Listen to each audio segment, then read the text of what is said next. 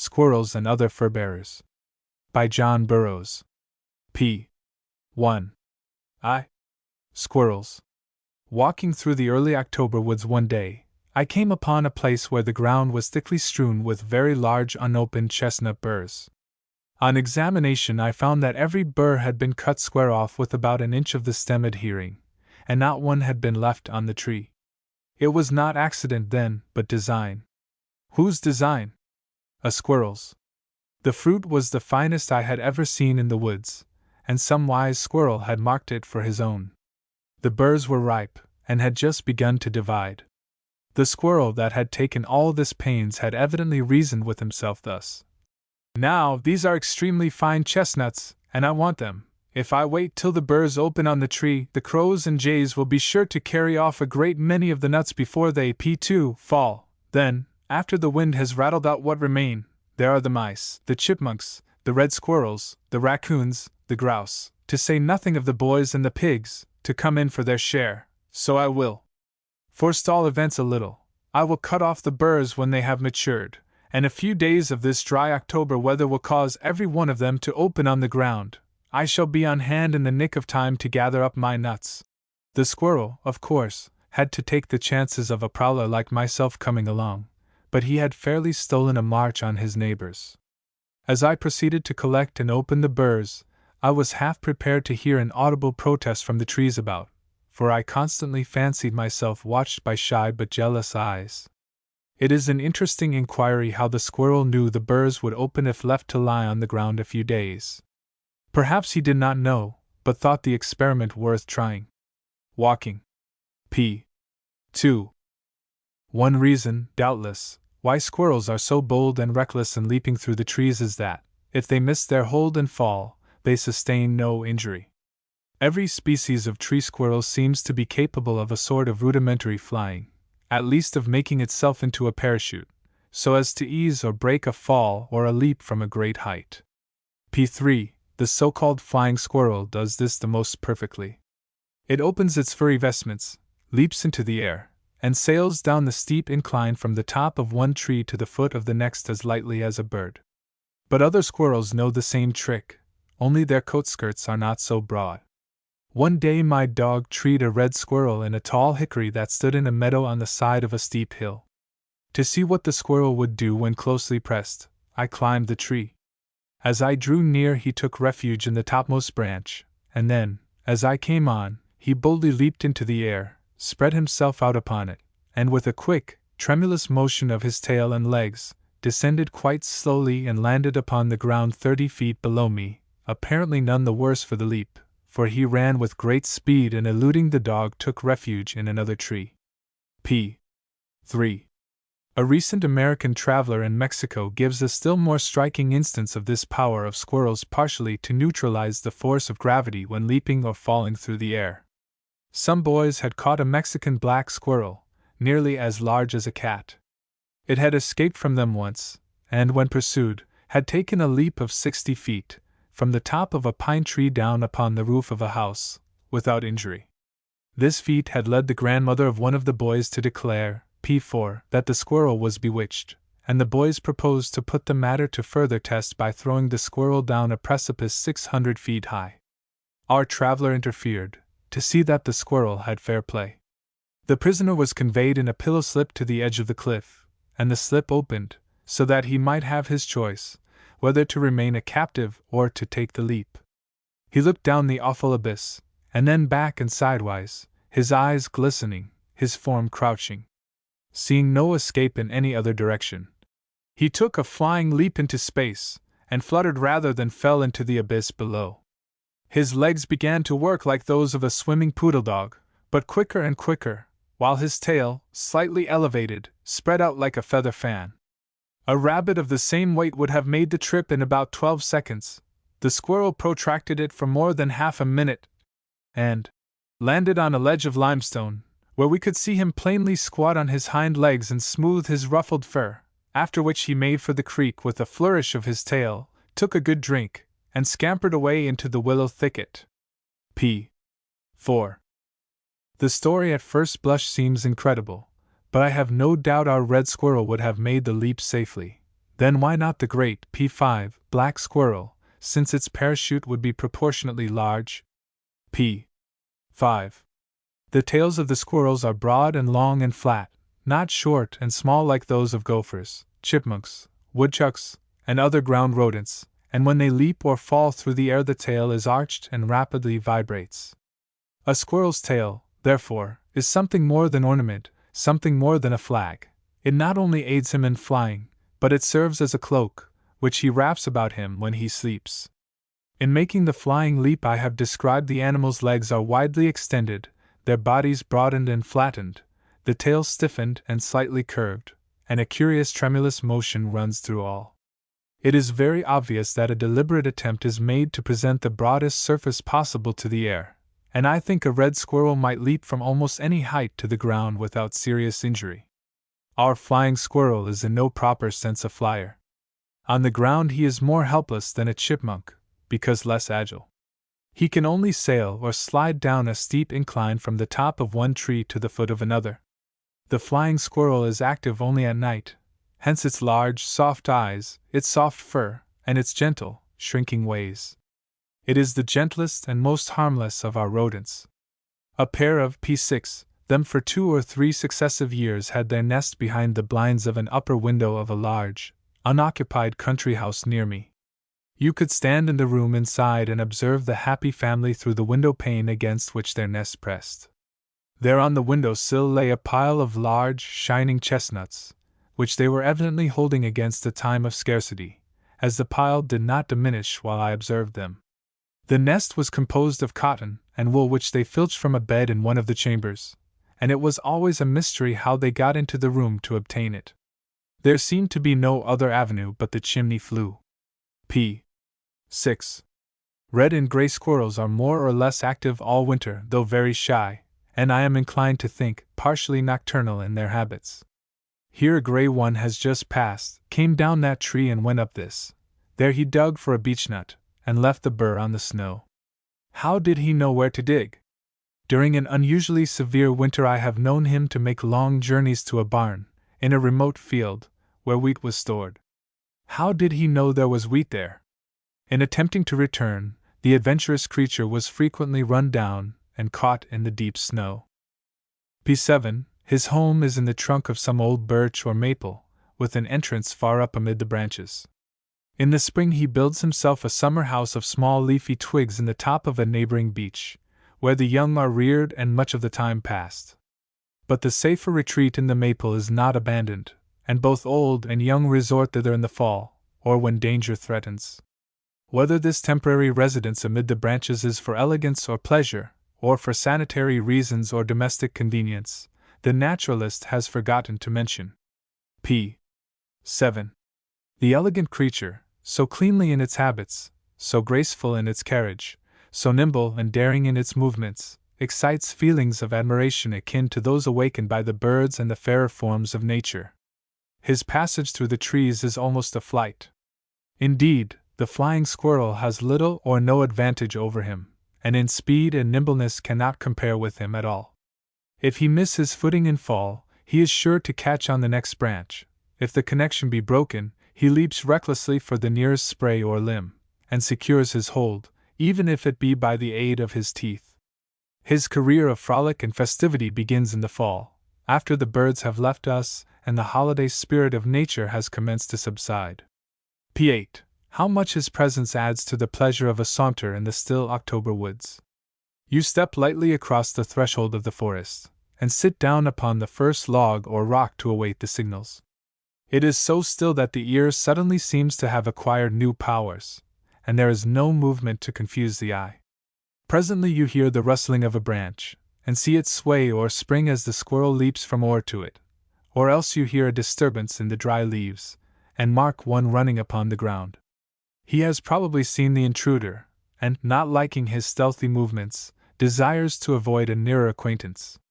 Now he mounts a stump to see if the way is clear, then pauses a moment at the foot of a tree to take his bearings, his tail as he schemes along undulating behind him, and adding to the easy grace and dignity of his movements. Or else you are first advised of his proximity by the dropping of a false nut, or the fragments of the shucks rattling upon the leaves, Or again, after contemplating you a while unobserved, and making up his mind that you are not dangerous, he strikes an attitude on a branch, and commences to quack and bark, with an accompanying movement of his tail. Late in the afternoon, when the same stillness reigns, the same scenes are repeated. There is a black variety, quite rare, P9, but mating freely with the gray, from which it seems to be distinguished only in color. P8. P9. The red squirrel is more common and less dignified than the gray, and oftener guilty of petty larceny about the barns and grain fields. He is most abundant in mixed oak, chestnut, and hemlock woods, from which he makes excursions to the fields and orchards, spinning along the tops of the fences, which afford not only convenient lines of communication, but a safe retreat if danger threatens. He loves to linger about the orchard, and sitting upright on the topmost stone in the wall, or on the tallest stake in the fence, chipping up an apple for the seeds, his tail conforming to the curve of his back, his paws shifting and turning the apple, he is a pretty sight, and his bright, pert appearance atones for all the mischief he does.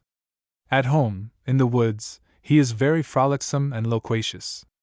The appearance of anything unusual, if after contemplating it a moment, he concludes it not dangerous, excites his unbounded mirth and ridicule, and he snickers and chatters, hardly able to contain himself, now darting up the trunk of a tree and squealing in derision, then hopping into position on a limb and dancing to the music of his own cackle, and all for your special benefit.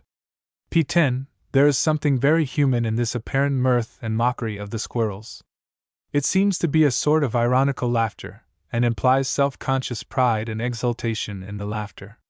"What a ridiculous thing you are, to be sure!" he seems to say. "How clumsy and awkward, and what a poor show for a tail!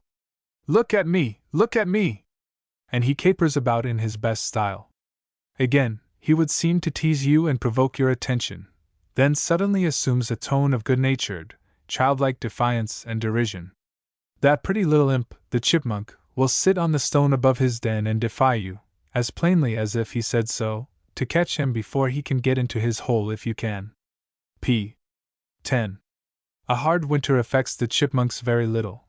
They are snug and warm in their burrows in the ground and under the rocks, with a bountiful store of nuts or grain. I have heard of nearly a half-bushel of chestnuts being taken from a single den. They usually hole up in November, and do not come out again till March or April, unless the winter is very open and mild. Gray squirrels, when they have been partly domesticated in parks and groves near dwellings, are said to hide their nuts here and there upon the ground, and in winter to dig them up from P11 beneath the snow, always hitting the spot accurately. P11. The red squirrel lays up no stores like the provident chipmunk, but scours about for food in all weathers, feeding upon the seeds in the cones of the hemlock that still cling to the tree, upon sumac bobs, and the seeds of frozen apples. I have seen the ground under a wild apple tree that stood near the woods completely covered with the chunkings of the frozen apples, the work of the squirrels in getting at the seeds. Not an apple had been left, and apparently not a seed had been lost. But the squirrels in this particular locality evidently got pretty hard up before spring, for they developed a new source of food supply. A young bushy-topped sugar maple, about 40 feet high, standing beside a stone fence near the woods, was attacked, and more than half denuded of its bark. The object of the squirrels seemed to be to get at the soft, white, mucilaginous substance, cambium layer, between the bark and the wood. The ground was covered with fragments of the bark, and the white, naked stems and branches had been scraped by fine teeth. When the sap starts in the early spring, the squirrels add this to their scanty supplies. They perforate the bark of the branches of the maples with their chisel-like P12 teeth, and suck the sweet liquid as it slowly oozes out. It is not much as food, but evidently it helps. P12. I have said the red squirrel does not lay by a store of food for winter use, like the chipmunk and the wood mice, yet in the fall he sometimes hoards in a tentative, temporary kind of way.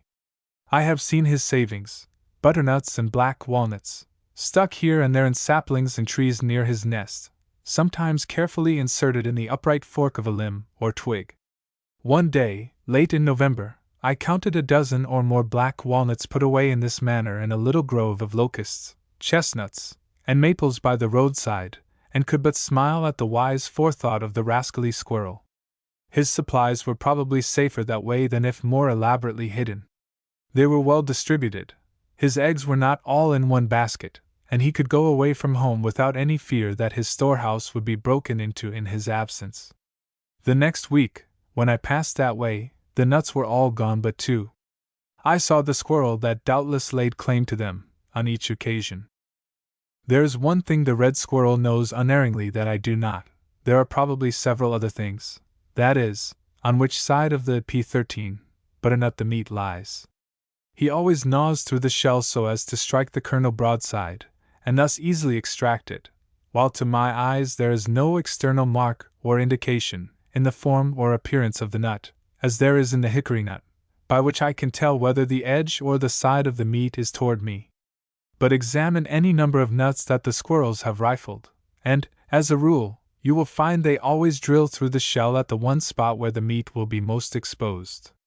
Occasionally one makes a mistake, but not often. It stands them in hand to know, and they do know.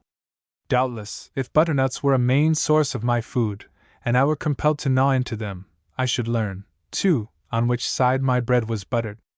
P. 13. The cheeks of the red and gray squirrels are made without pockets, and whatever they transport is carried in the teeth. They are more or less active all winter, but October and November are their festal months.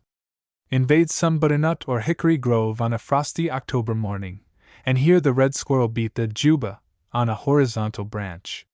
It is a most lively jig, what the boys call a regular breakdown, interspersed with squeals and snickers and derisive laughter. The most noticeable peculiarity about P14, the vocal part of it, is the fact that it is a kind of duet. In other words, by some ventriloquial tricks, he appears to accompany himself, as if his voice split up, a part forming a low guttural sound, and a part a shrill nasal sound. P. 14. Back to contents. Back to contents. P. 15 2. P. 15. The chipmunk. The first chipmunk in March is as sure a token of the spring as the first bluebird or the first robin, and is quite as welcome. Some genial influence has found him out there in his burrow, deep under the ground, and waked him up, and enticed him forth into the light of day. The red squirrel has been more or less active all winter. His track has dotted the surface of every new fallen snow throughout the season. But the chipmunk retired from view early in December, and has passed the rigorous months in his nest, beside his hoard of nuts, some feet underground, and hence, when he emerges in March, and is seen upon his little journeys along the fences, or perched upon a log or rock near his hole in the woods, it is another sign that spring is at hand. His store of nuts may or may not be all consumed. It is certain that he is no sluggard, to sleep away these first bright warm days. Before the first crocus is out of the ground, you may look for the first chipmunk. When, P16, I hear the little downy woodpecker begin his spring drumming, then I know the chipmunk is due. He cannot sleep after that challenge of the woodpecker reaches his ear. P. 16. Apparently the first thing he does on coming forth, as soon as he is sure of himself, is to go courting. So far as I have observed, the love-making of the chipmunk occurs in March. A single female will attract all the males in the vicinity. One early March day I was at work for several hours near a stone fence, where a female had apparently taken up her quarters. What a train of suitors she had that day! How they hurried up and down, often giving each other a spiteful slap or bite as they passed. The young are born in May, 4 or 5 at a birth. The chipmunk is quite a solitary creature. I have never known more than one to occupy the same den. Apparently no two can agree to live together. What a clean, pert, dapper, nervous little fellow he is! How fast his heart beats, as he stands up on the wall by the roadside, and, with hands spread out upon his breast, regards you intently. A movement of your arm, and he darts into the wall with a saucy chip-ar, which has the effect of slamming the door behind him. On some still day in autumn, one of the nutty P17 days, the woods will often be pervaded by an undertone of sound, produced by their multitudinous clucking, as they sit near their dens. It is one of the characteristic sounds of fall. p. 17. I was much amused one October in watching a chipmunk carry nuts and other food into his den. He had made a well-defined path from his door out through the weeds and dry leaves into the territory where his feeding ground lay. The path was a crooked one. It dipped under weeds, under some large, loosely piled stones, under a pile of chestnut posts, and then followed the remains of an old wall.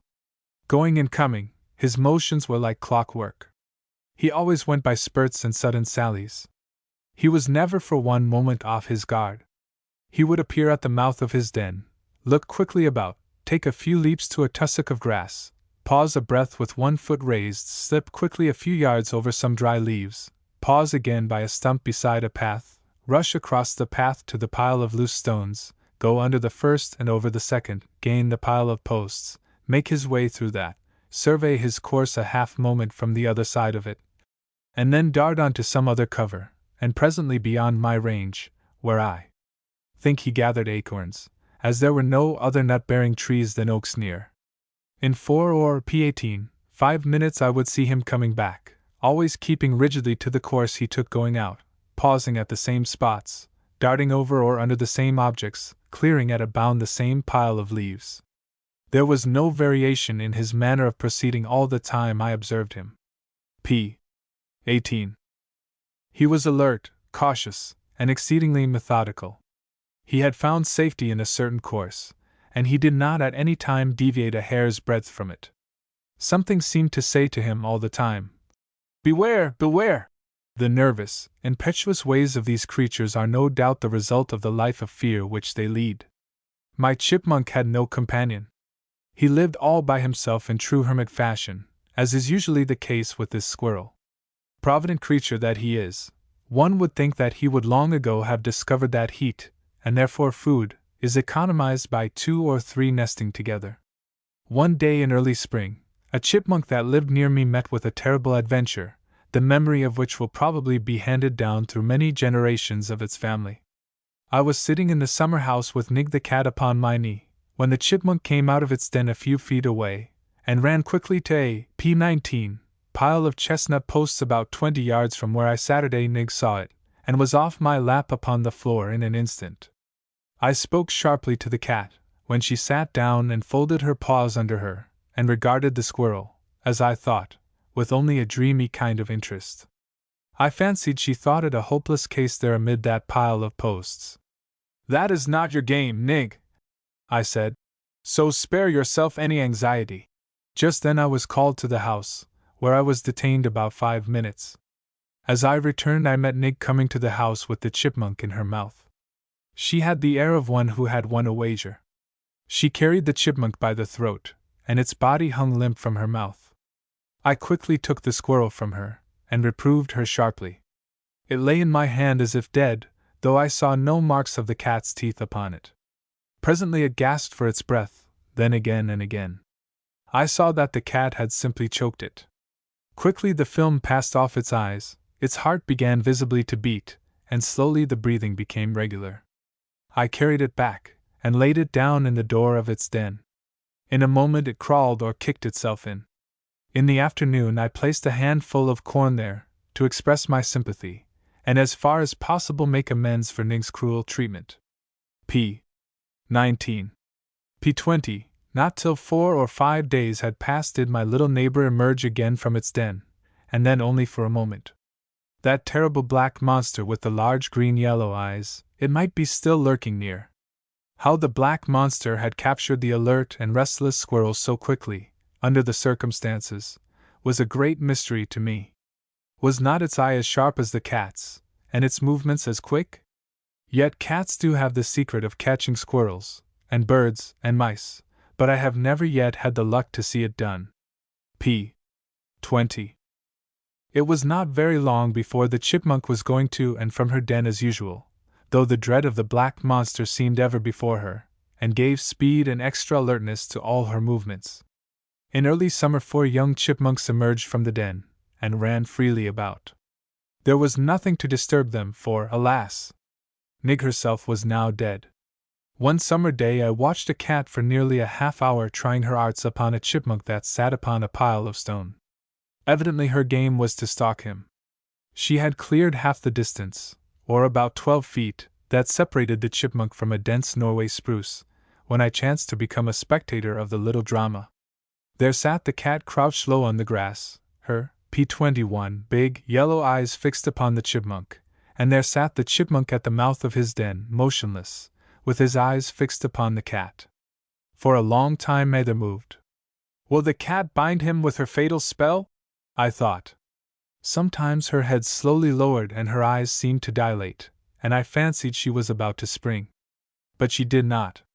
The distance was too great to be successfully cleared in one bound. Then the squirrel moved nervously, but kept his eye upon the enemy. Then the cat evidently grew tired and relaxed a little and looked behind her. Then she crouched again and riveted her gaze upon the squirrel. But the latter would not be hypnotized. He shifted his position a few times and finally quickly entered his den, when the cat soon slunk away. P. 21. In digging his hole, it is evident that the chipmunk carries away the loose soil.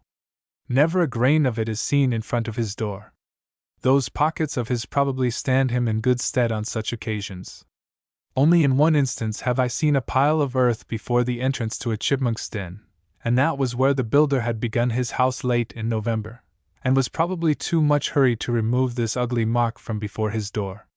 I used to pass his place every morning in my walk, and my eye always, P22, fell upon that little pile of red, freshly dug soil. A little later I used frequently to surprise the squirrel furnishing his house, carrying in dry leaves of the maple and plane tree. He would seize a large leaf and with both hands stuff it into his cheek pockets, and then carry it into his den. I saw him on several different days occupied in this way. I trust he had secured his winter stores, though I am a little doubtful. He was hurriedly making himself a new home, and the cold of December was upon us while he was yet at work. It may be that he had moved the stores from his old quarters, wherever they were, and again it may be that he had been dispossessed of both his house and provender by some other chipmunk. P. 22. I have been told by a man who says he has seen what he avers, that the reason why we do not find a pile of fresh earth beside the hole of the chipmunk is this: in making his den the workman continues his course through the soil a foot or more under the surface for several yards, carrying out the earth in his cheek pouches and dumping it near the entrance. Then he comes to the surface and makes a new hole from beneath, which is, of course, many feet from the first hole. This latter is now closed up, and henceforth the new one alone is used. I have no doubt this is the true explanation. P23. When nuts or grain are not to be had, these thrifty little creatures will find some substitute to help them over the winter. 2 chipmunks near my study were occupied many days in carrying in cherry pits which they gathered beneath a large cherry tree that stood 10 or 12 rods away. As Nig was no longer about to molest them, they grew very fearless, and used to spin up and down the garden path to and from their source of supplies in a way quite unusual with these timid creatures. After they had got enough cherry pits, they gathered the seed of a sugar maple that stood near. Many of the keys remained upon the tree after the leaves had fallen, and these the squirrels harvested. They would run swiftly out upon the ends of the small branches, reach out for the maple keys, snip off the wings, and deftly slip the nut or samara into their cheek pockets. Day after day in late autumn, I used to see them thus occupied. P. 23. As I have said, I have no evidence that more than one chipmunk occupied the same den. One March morning after a light fall of snow I saw where one had come up out of his hole, which was in the side of our path to the vineyard, and after a moment's survey of the surroundings had started off on his travels. I followed the track to see where he had gone. He had passed, P24, through my woodpile, then under the beehives, then around the study and under some spruces and along the slope to the hole of a friend of his, about 60 yards from his own. Apparently he had gone in here, and then his friend had come forth with him, for there were 2 tracks leading from this doorway. I followed them to a third humble entrance, not far off, where the tracks were so numerous that I lost the trail. It was pleasing to see the evidence of their morning sociability written there upon the new snow. P. 24. One of the enemies of the chipmunk, as I discovered lately, is the weasel. I was sitting in the woods one autumn day when I heard a small cry, and a rustling amid the branches of a tree a few rods beyond me. Looking thither, I saw a chipmunk fall through the air, and catch on a limb 20 or more feet from the ground. He appeared to have dropped from near the top of the tree. He secured his hold upon the small branch that had luckily intercepted his fall, and sat perfectly still. In a moment more I saw a weasel, one of the smaller red varieties, come down the trunk of the tree, and begin exploring the branches on a level with the chipmunk. I saw in a moment what had happened.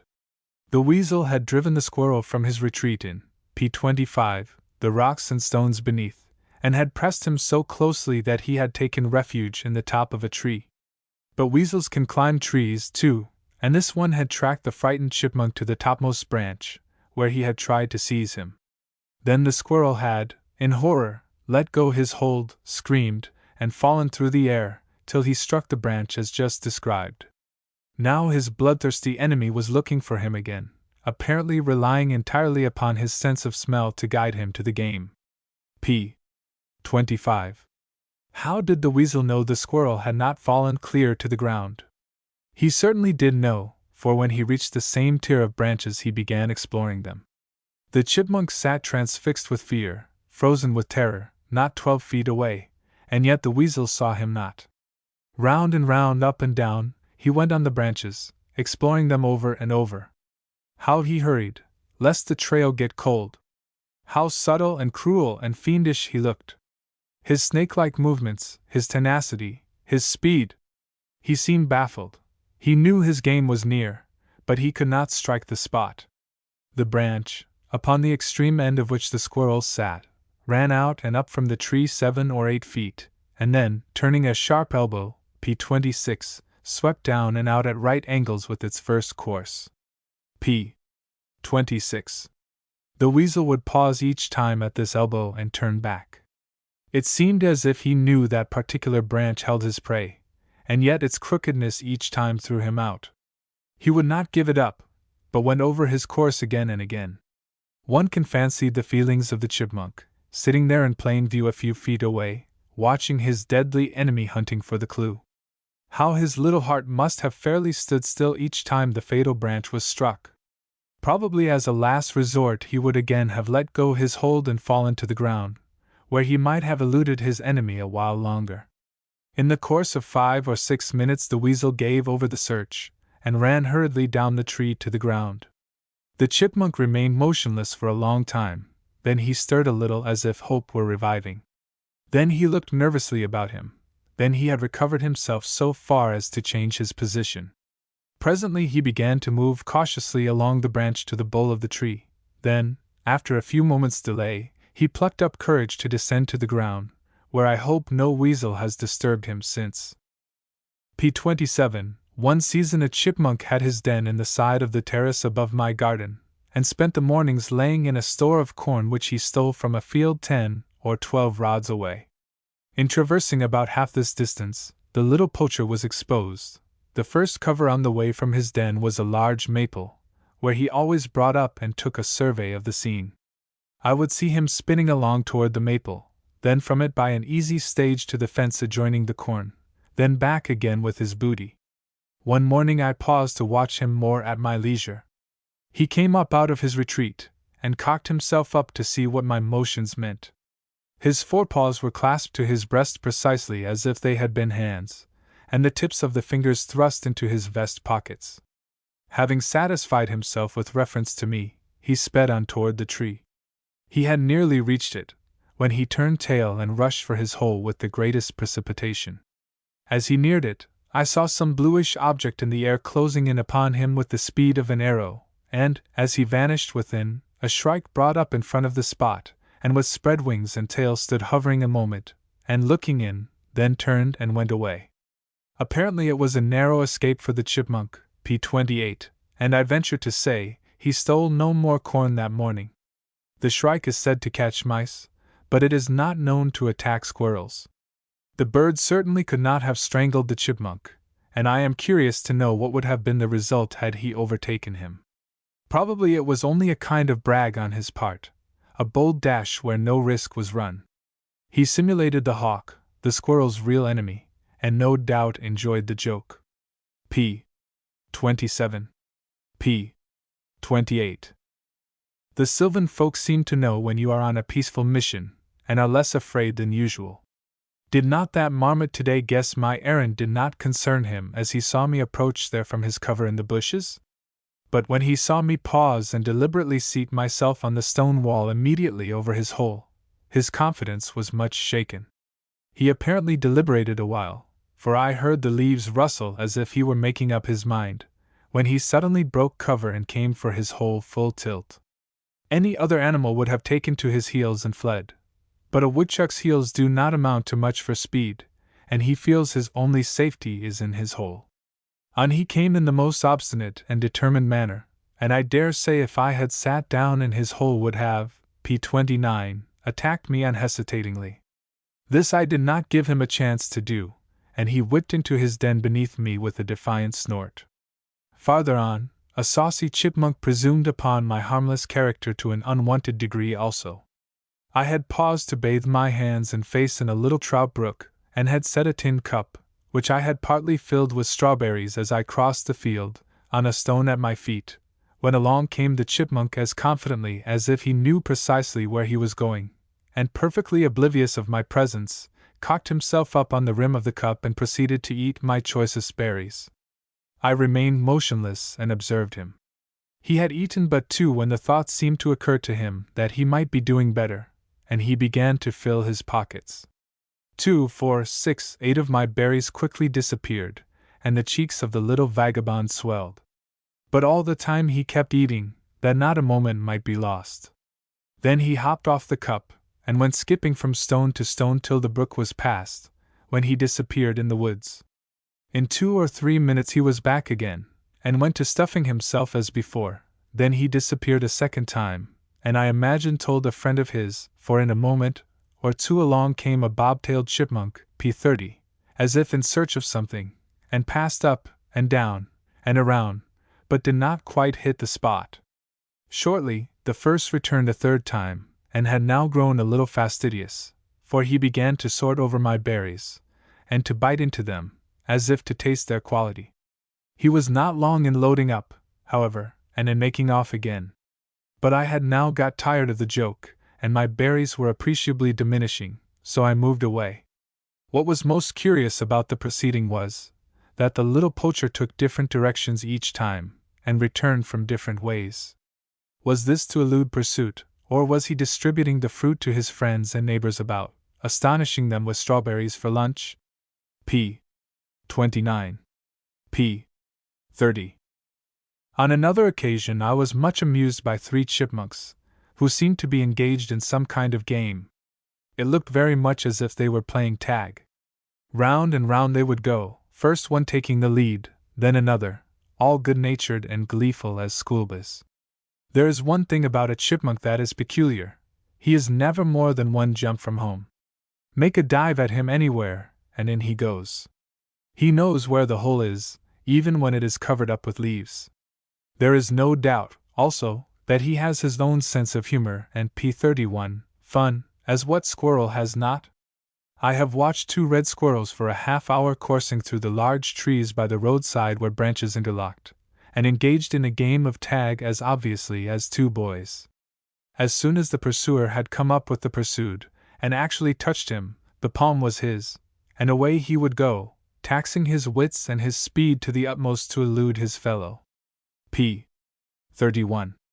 I have observed that any unusual disturbance in the woods, near where the chipmunk has his den, will cause him to shift his quarters.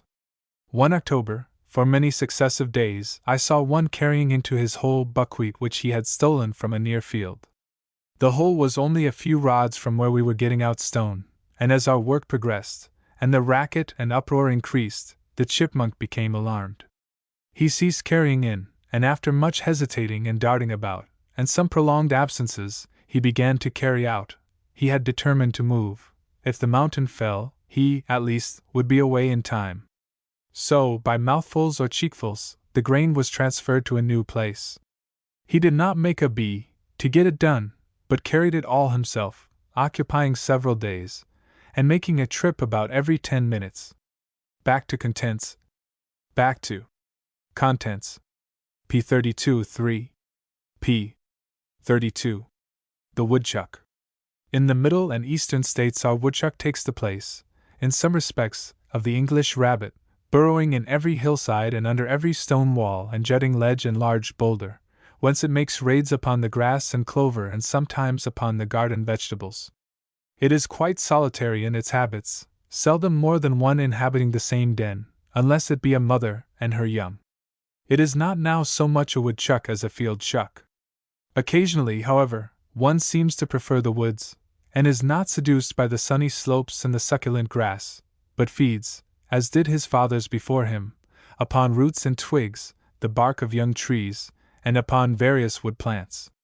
In one summer day, as I was swimming across a broad, deep pool in the creek in a secluded place in the woods, I saw one of these sylvan chucks amid the rocks but a few feet from the edge of the water where I proposed to touch. He saw P33 my approach, but doubtless took me for some waterfowl, or for some cousin of his of the muskrat tribe, for he went on with his feeding, and regarded me not till I paused within 10 feet of him and lifted myself up. Then he did not know me, having, perhaps, never seen Adam in his simplicity, but he twisted his nose around to catch my scent, and the moment he had done so he sprang like a jumping jack and rushed into his den with the utmost precipitation. P33. The woodchuck is the true serf among our animals. He belongs to the soil, and savors of it. He is of the earth, earthy.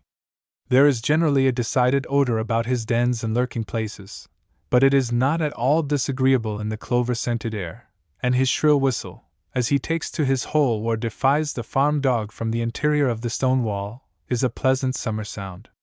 In form and movement the woodchuck is not captivating. His body is heavy and flabby. Indeed, such a flaccid, fluid, poachy carcass I have never before seen. It has absolutely no muscular tension or rigidity, but is as baggy and shaky as a skin filled with water. The legs of the woodchuck are short and stout, and made for digging rather than running. The latter operation he performs by short leaps, his belly scarcely clearing the ground. For a short distance he, P34, can make very good time, but he seldom trusts himself far from his hole, and when surprised in that predicament, makes little effort to escape, but grating his teeth, looks the danger squarely in the face. P34.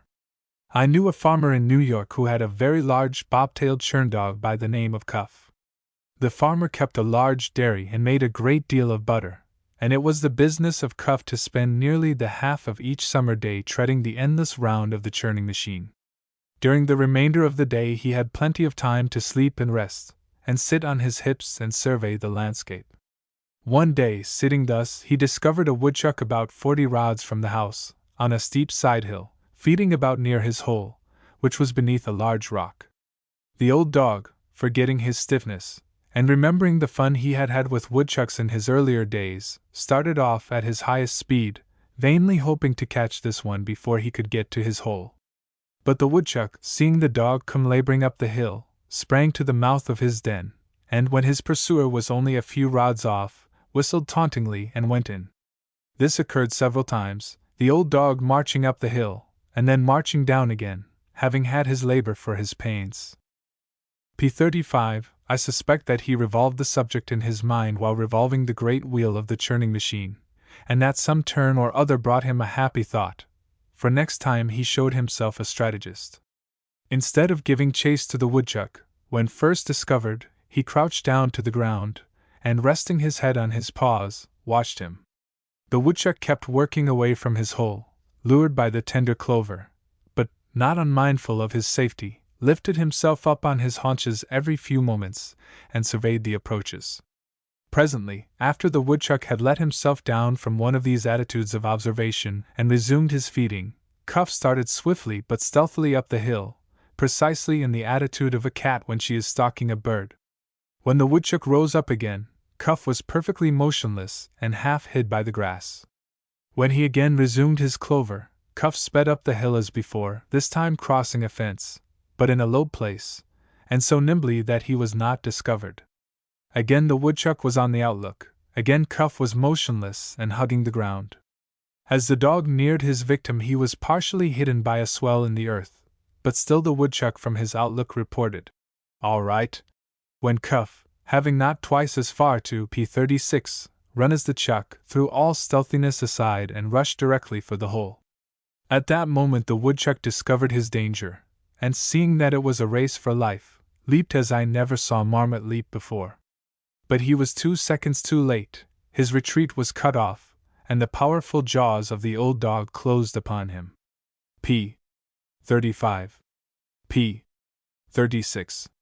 The next season Cuff tried the same tactics again with like success, but when the third woodchuck had taken up his abode at the fatal hole, the old churner's wits and strength had begun to fail him, and he was baffled in each attempt to capture the animal. The woodchuck usually burrows on a side hill.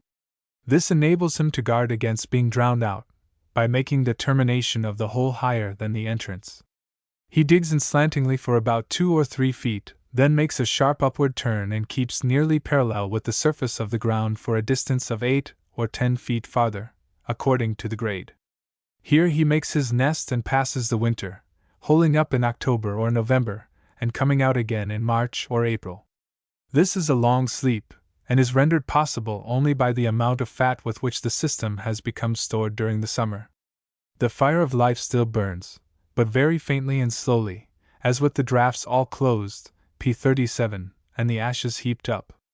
Respiration is continued, but at longer intervals, and all the vital processes are nearly at a standstill.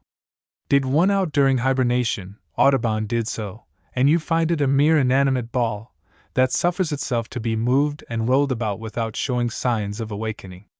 But bring it in by the fire, and it presently unrolls and opens its eyes, and crawls feebly about, and if left to itself will seek some dark hole or corner, roll itself up again, and resume its former condition. P. 37. Back to contents. Back to contents. P. 38. 4.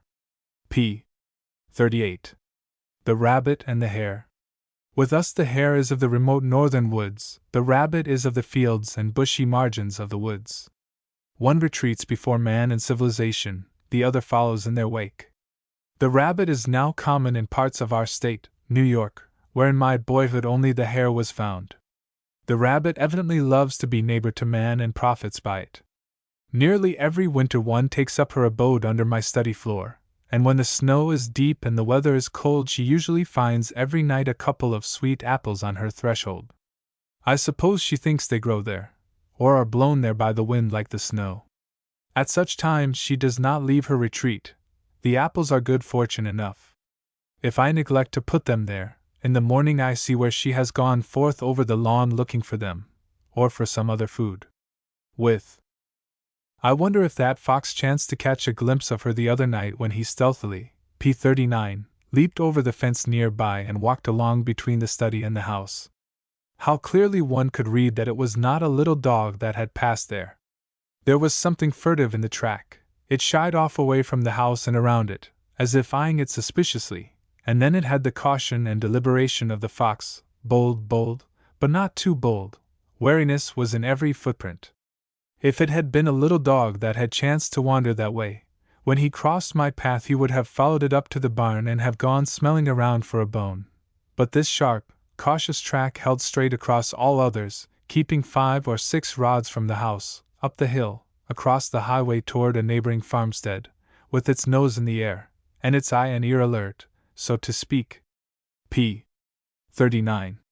One summer a wild rabbit came up within a few feet of my neighbor's house, scooped out a little place in the turf, and reared her family there.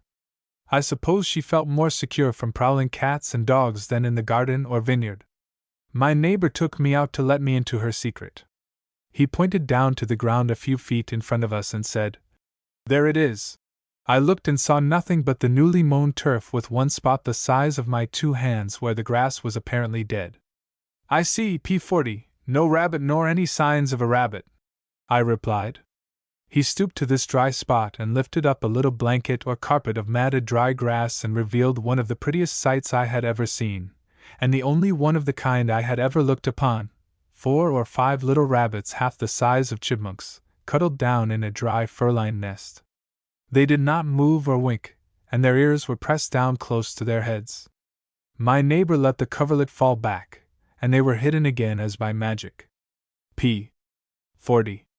They had been discovered a few days before when the lawn was mown, and one, as it sprang out from the nest, was killed by the mower, who mistook it for a young rat. The rest of them fled and disappeared through the grass, but the next morning they were back in the nest, where they remained for several days longer. Only at night, so far as was observed, did the mother visit and nurse them. There was no opening into the nest, the mat of dried grass covered it completely, so that the mother, in her visits to them, must have lifted it up and crept beneath. It was a very pretty and cunning device. One might have stepped upon it in his walk, but surely his eyes alone would never have penetrated the secret. I am told by men wise in the lore of the fields and woods, p. 41, that the rabbit always covers her nest and young with a little blanket, usually made of fur plucked from her own breast.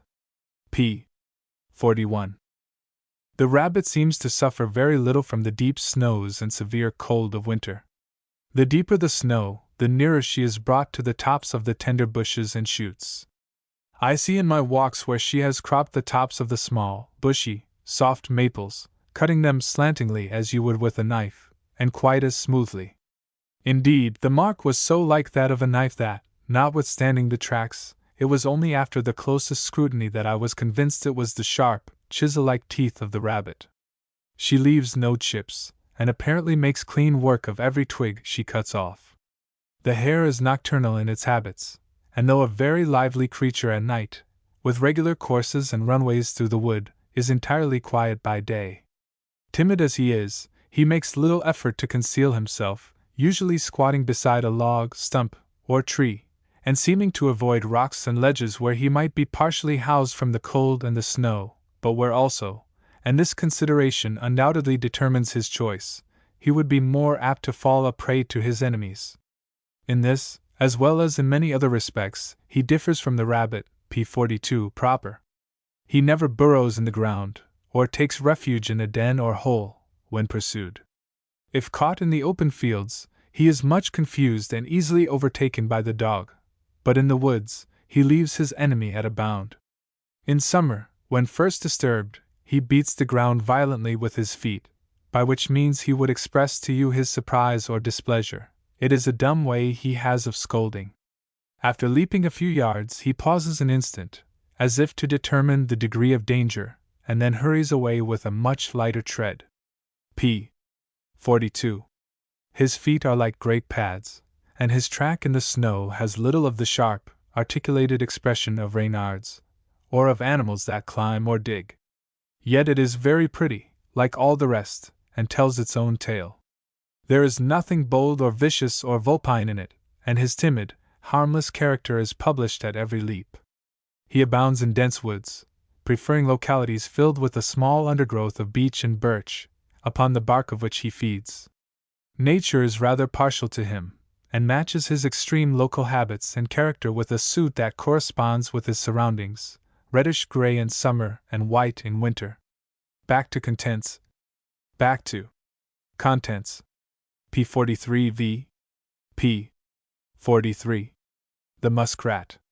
It sometimes looks as if the muskrat were weather-wise and could forecast the coming season.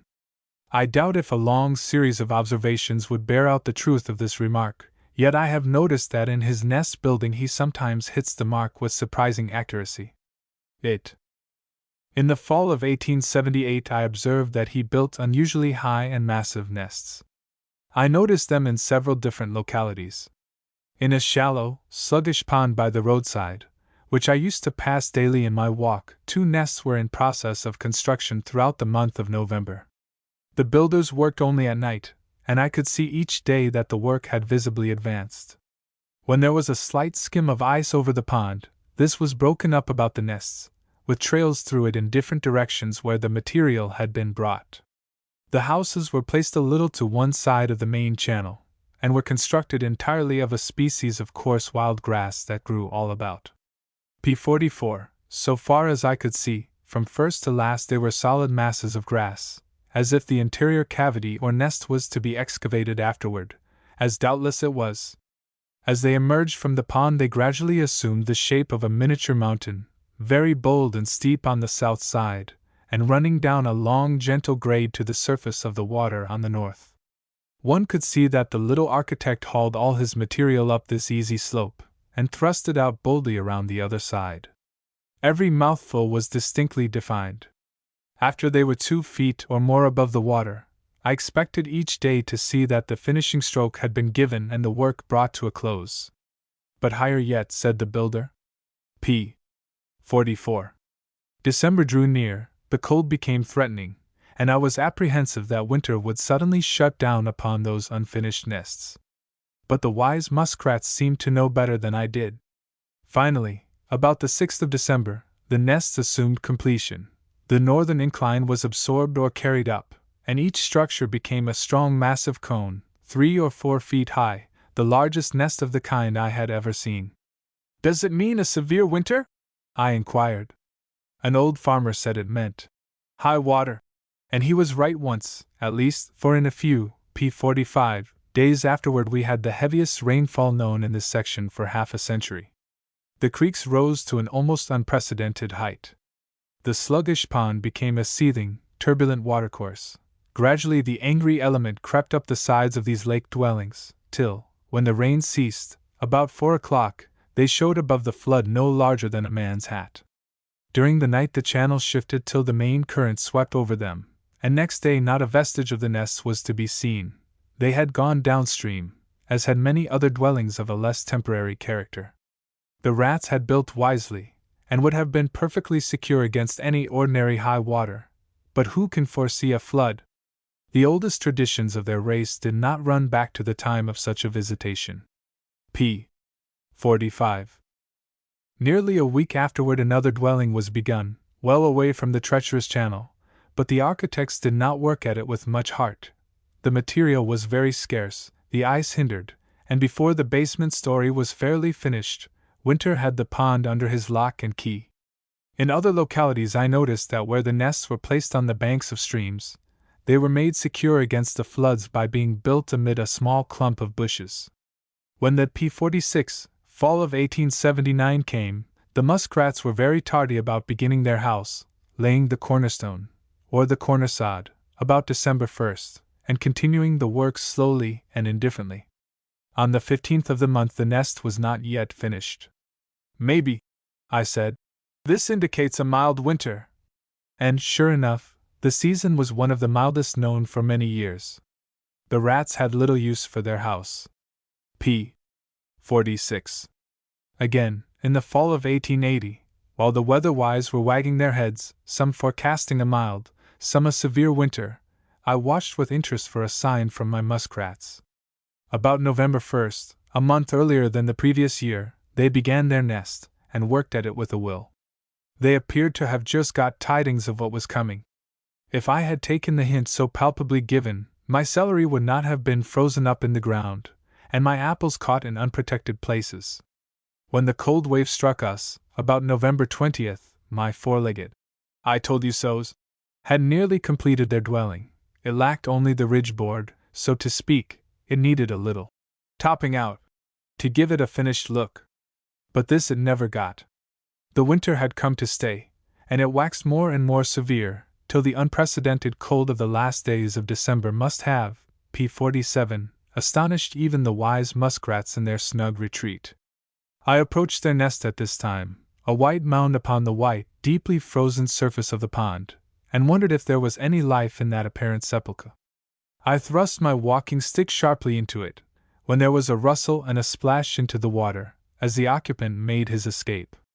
What a damp basement that house has, I thought, and what a pity to rout a peaceful neighbor out of his bed in this weather, and into such a state of things as this. But water does not wet the muskrat. His fur is charmed, and not a drop penetrates it. p. 47. Where the ground is favorable, the muskrats do not build these mound-like nests, but burrow into the bank a long distance, and establish their winter quarters there. The muskrat does not hibernate like some rodents, but is pretty active all winter. In December I noticed in my walk where they had made excursions of a few yards to an orchard for frozen apples. One day, along a little stream, I saw a mink track amid those of the muskrat. Following it up, I presently came to blood and other marks of strife upon the snow beside a stone wall. Looking in between the stones, I found the carcass of the luckless rat, with its head and neck eaten away. The mink had made a meal of him. Back to contents. Back to contents. P. 48-6. P. 48.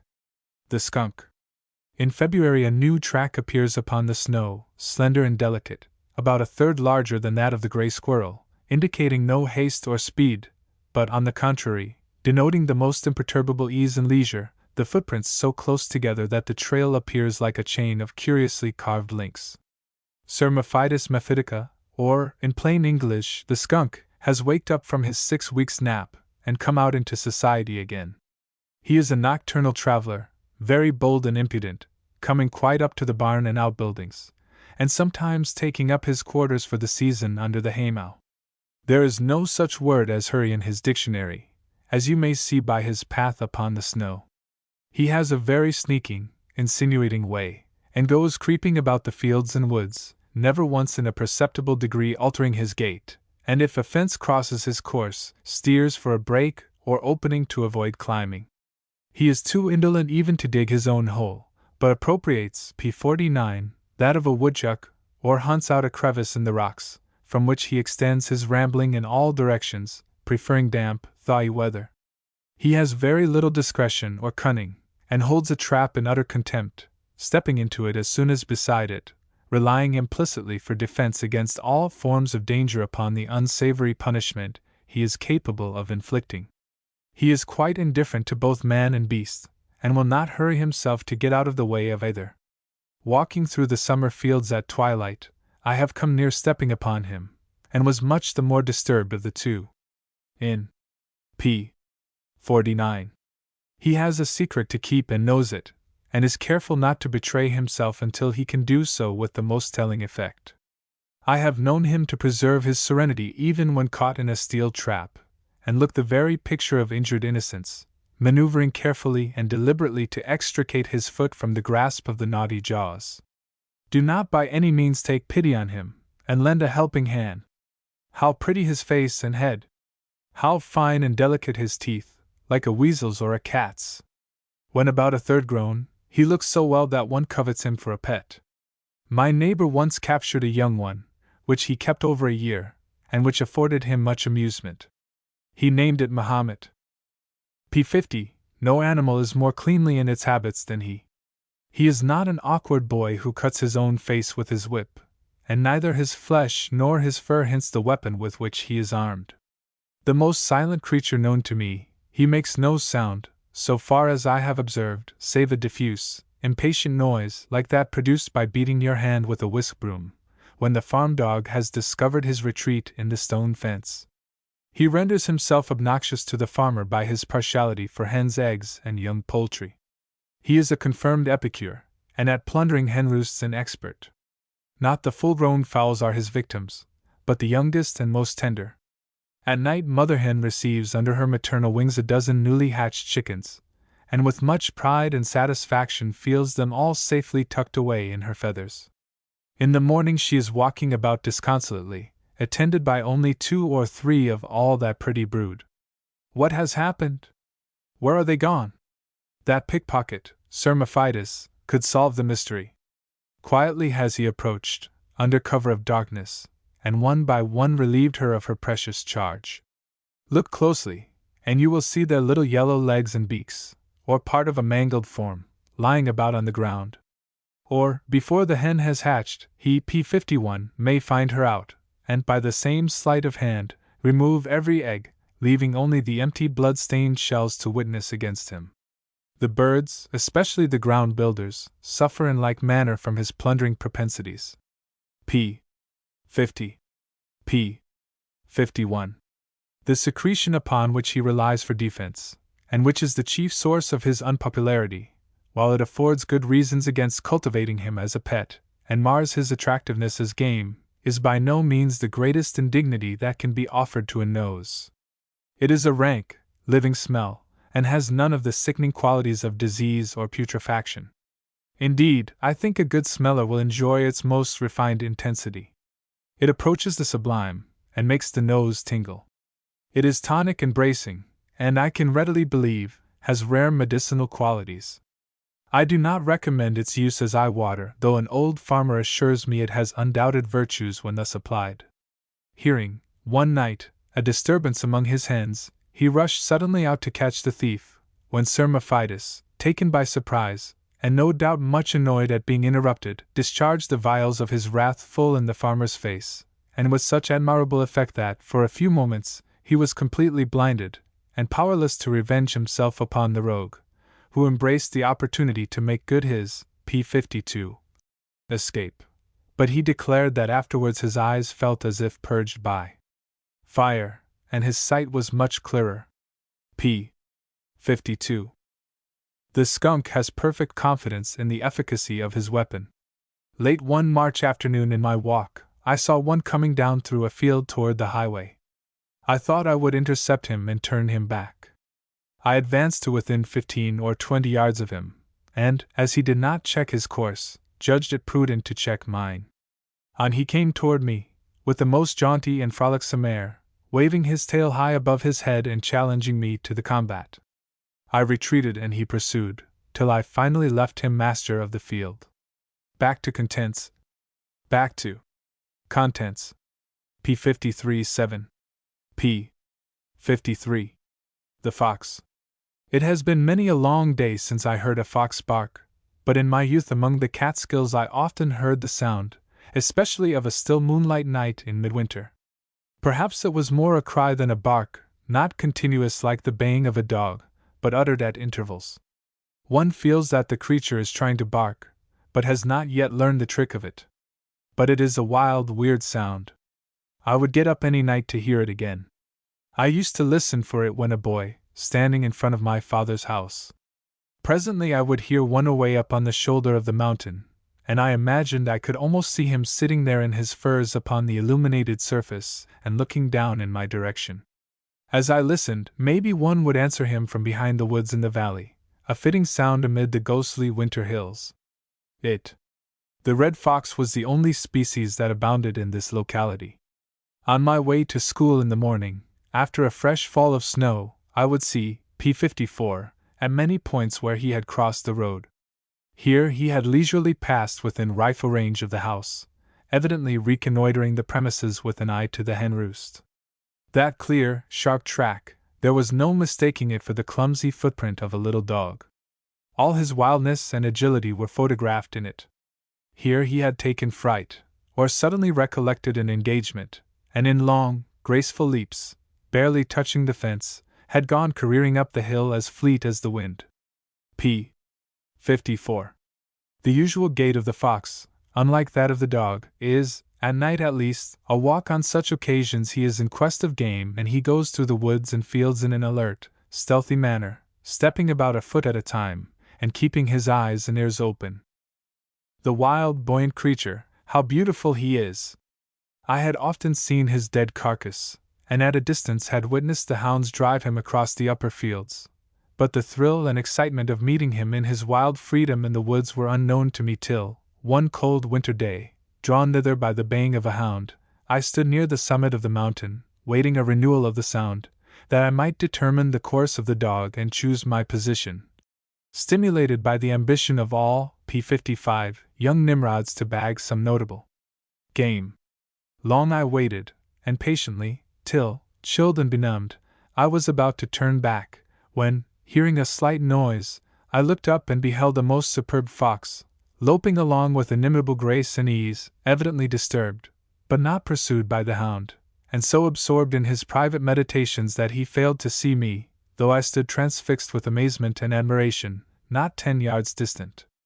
I took his measure at a glance, a large male, with dark legs, and massive tail tipped with white, a most magnificent creature, but so astonished and fascinated was I by this sudden appearance and matchless beauty, that not till I had caught the last glimpse of him, as he disappeared over a knoll, did I awake to my duty as a sportsman, and realize what an opportunity to distinguish myself I had unconsciously let slip. I clutched my gun, half angrily, as if it was to blame, and went home out of humor with myself and all fox-kind. But I have since thought better of the experience, and concluded that I bagged the game after all, the best part of it, and fleeced Reynard of something more valuable than his fur, without his knowledge. p. 55. This is thoroughly a winter sound, this voice of the hound upon the mountain, and p. 56, one that is music to many ears. The long trumpet-like bay, heard for a mile or more, now faintly back to the deep recesses of the mountain, now distinct, but still faint, as the hound comes over some prominent point and the wind favors, anon entirely lost in the gully, then breaking out again much nearer, and growing more and more pronounced as the dog approaches, till, when he comes around the brow of the mountain, directly above you, the barking is loud and sharp. On he goes along the northern spur, his voice rising and sinking as the wind and the lay of the ground modify it, till lost to hearing. p. 56. The fox usually keeps half a mile ahead, regulating his speed by that of the hound, occasionally pausing a moment to divert himself with a mouse, or to contemplate the landscape, or to listen for his pursuer. If the hound press him too closely, he leads off from mountain to mountain, and so generally escapes the hunter. But if the pursuit be slow, he plays about some ridge or peak, and falls a prey, though not an easy one, to the experienced sportsman. A most spirited and exciting chase occurs when the farm dog gets close upon one in the open field, as sometimes happens in the early morning. The fox relies so confidently upon his superior, p. 57, speed, that I imagine he half tempts the dog to the race. But if the dog be a smart one, and their course lies downhill, over smooth ground, Reynard must put his best foot forward, and then sometimes suffer the ignominy of being run over by his pursuer, who, however, is quite unable to pick him up, owing to the speed. But when they mount the hill, or enter the woods, the superior nimbleness and agility of the fox tell at once, and he easily leaves the dog far in his rear. For a cur less than his own size he manifests little fear, especially if the two meet alone, remote from the house. In such cases, I have seen first one turn tail, then the other. p. 57. One of the most notable features of the fox is his large and massive tail. Seen running on the snow at a distance, his tail is quite as conspicuous as his body, and so far from appearing a burden, seems to contribute to his lightness and buoyancy. It softens the outline of his movements, and repeats or continues to the eye the ease and poise of his carriage. But pursued by the hound on a wet, thawy day, it often becomes so heavy and bedraggled as to prove a serious inconvenience, and compels him to take refuge in his den. He is very loath to do this. Both his pride and the traditions of his race stimulate him to run it out, and win by fair superiority of p. 58, wind and speed, and only a wound or a heavy and moppish tail will drive him to avoid the issue in this manner. p. 58. To learn his surpassing shrewdness and cunning, attempt to take him with a trap. Rogue that he is, he always suspects some trick, and one must be more of a fox than he is himself to overreach him.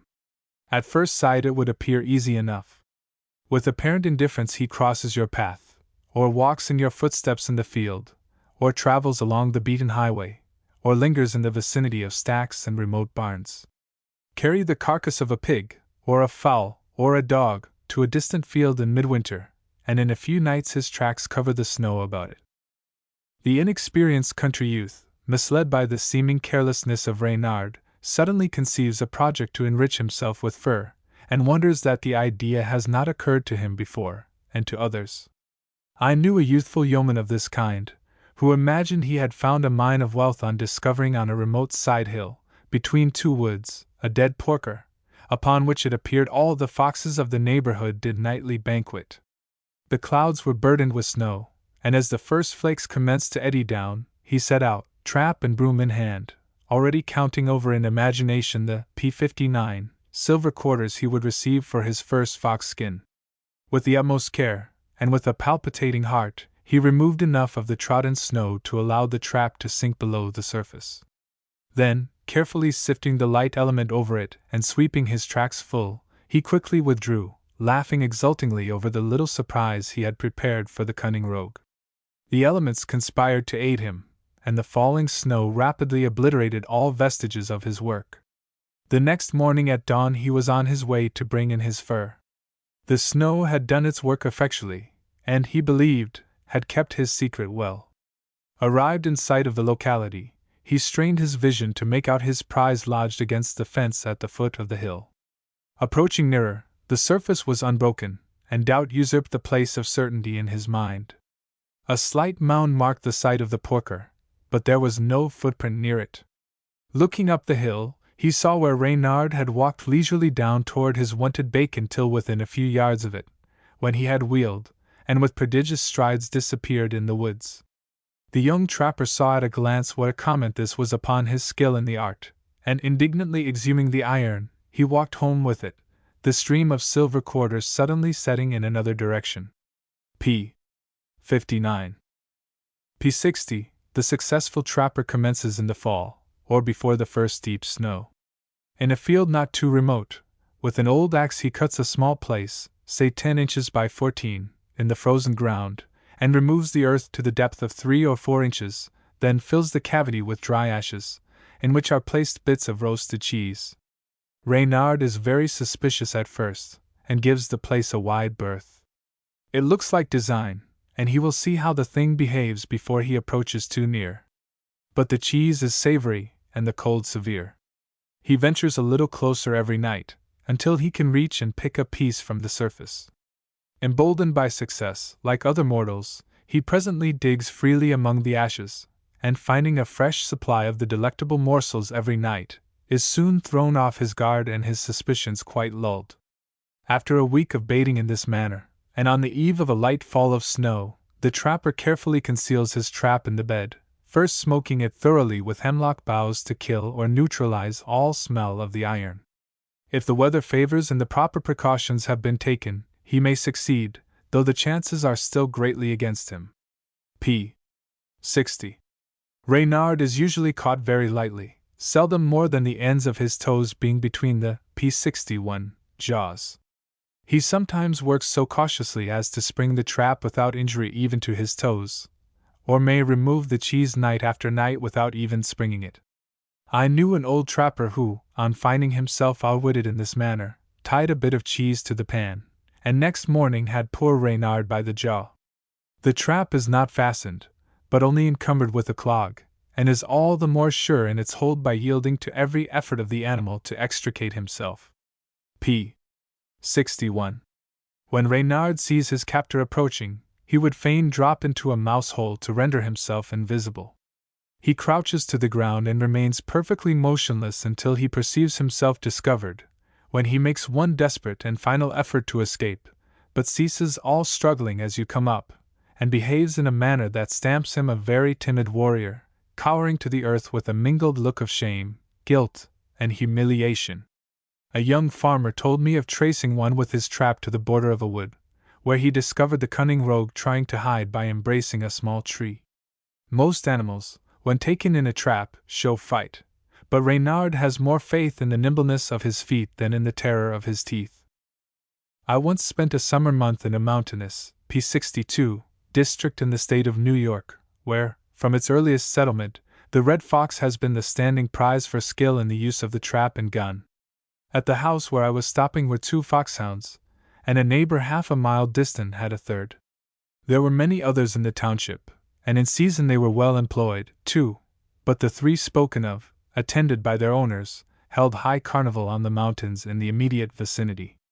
And many were the foxes that, winter after winter, fell before them, 25 having been shot, the season before my visit, on one small range alone. And yet the foxes were apparently never more abundant than they were that summer, and never bolder, coming at night within a few rods of the house and of the unchained alert hounds, and making havoc among the poultry. p. 62. One morning a large, fat goose was found minus her head and otherwise mangled. Both hounds had disappeared, and, as they did not come back till near night, it was inferred that they had cut short Reynard's repast, and given him a good chase into the bargain. But next night he was back again, and this time got safely off with the goose. A couple of nights after he must have come with recruits, for next morning 3 large goslings were reported missing.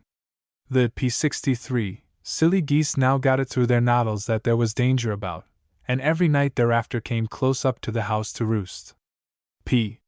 63. A brood of turkeys, the old one tied to a tree a few rods to the rear of the house, were the next objects of attack. The predacious rascal came, as usual, in the latter half of the night. I happened to be awake, and heard the helpless turkey cry, "Quit, quit!" with great emphasis. Another sleeper, on the floor above me, who, it seems, had been sleeping with one ear awake for several nights in apprehension for the safety of his turkeys, heard the sound also, and instantly divined its cause. I heard the window open and a voice summon the dogs. A loud bellow was the response, which caused Reynard to take himself off in a hurry. A moment more, and the mother turkey would have shared the fate of the geese. There she lay at the end of her tether, with extended wings, bitten and rumpled. The young ones roost in a row on the fence near by, and had taken flight on the first alarm. Turkeys, retaining many of their wild instincts, are less easily captured by the fox than any other of our domestic fowls. On the slightest show of danger they take to wing, and it is not unusual, in the locality of which I speak, to find them in the morning perched in the most unwanted, p. 64, places, as on the peak of the barn or hay-shed, or on the tops of the apple trees, their tails spread and their manners showing much excitement. Perchance one turkey is minus her tail, the fox having succeeded in getting only a mouthful of quills. p. 64. As the brood grows and their wings develop, they wander far from the house in quest of grasshoppers. At such times they are all watchfulness and suspicion.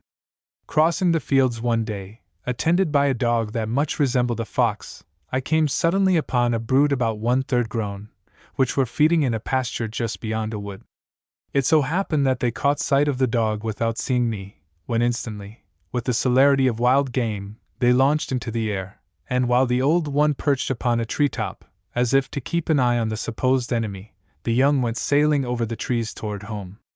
The two hounds before referred to, accompanied by a cur-dog, whose business it was to mind the farm, but who took as much delight in running away from prosy duty as if he had been a schoolboy, would frequently steal off and have a good hunt all by themselves, just for the fun of the thing, I suppose.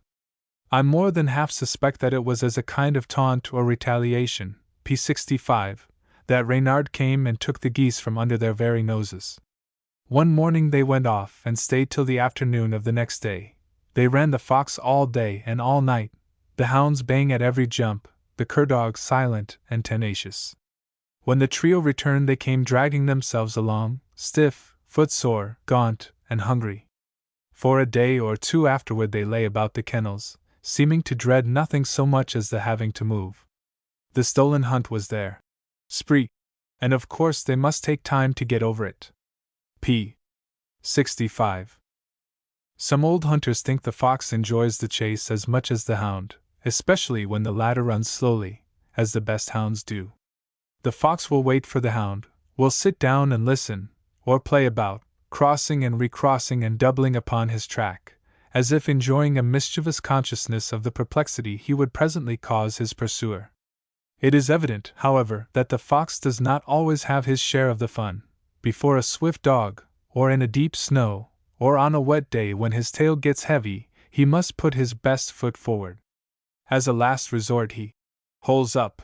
Sometimes he resorts to numerous devices to mislead and escape the dog altogether. He will walk in the bed of a small creek, or on a rail fence.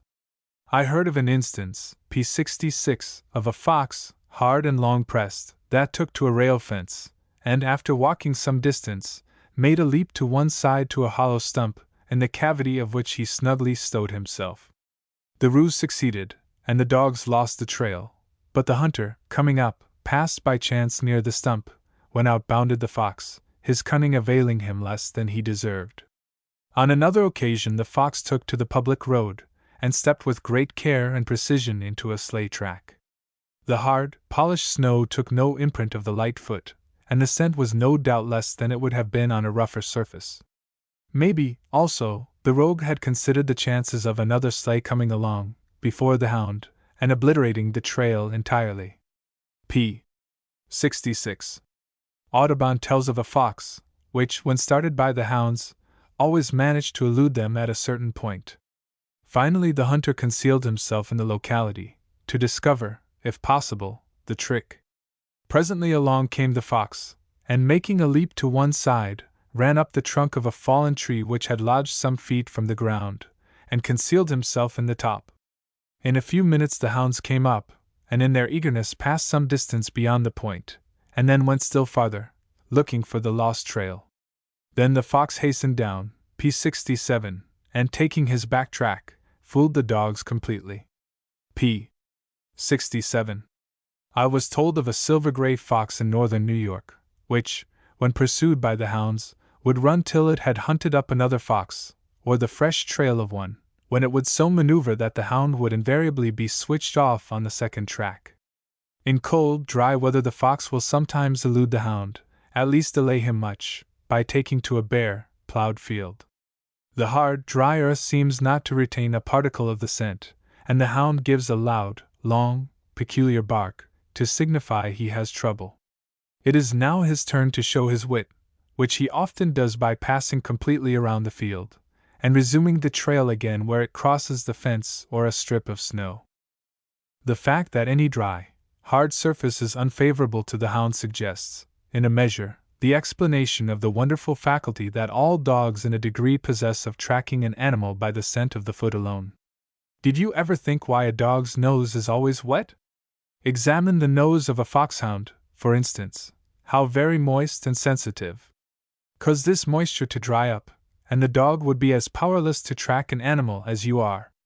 The nose of the cat, you, p. 68, may observe, is but a little moist, and, as you know, her sense of smell is far inferior to that of the dog. Moisten your own nostrils and lips, and this sense is plainly sharpened.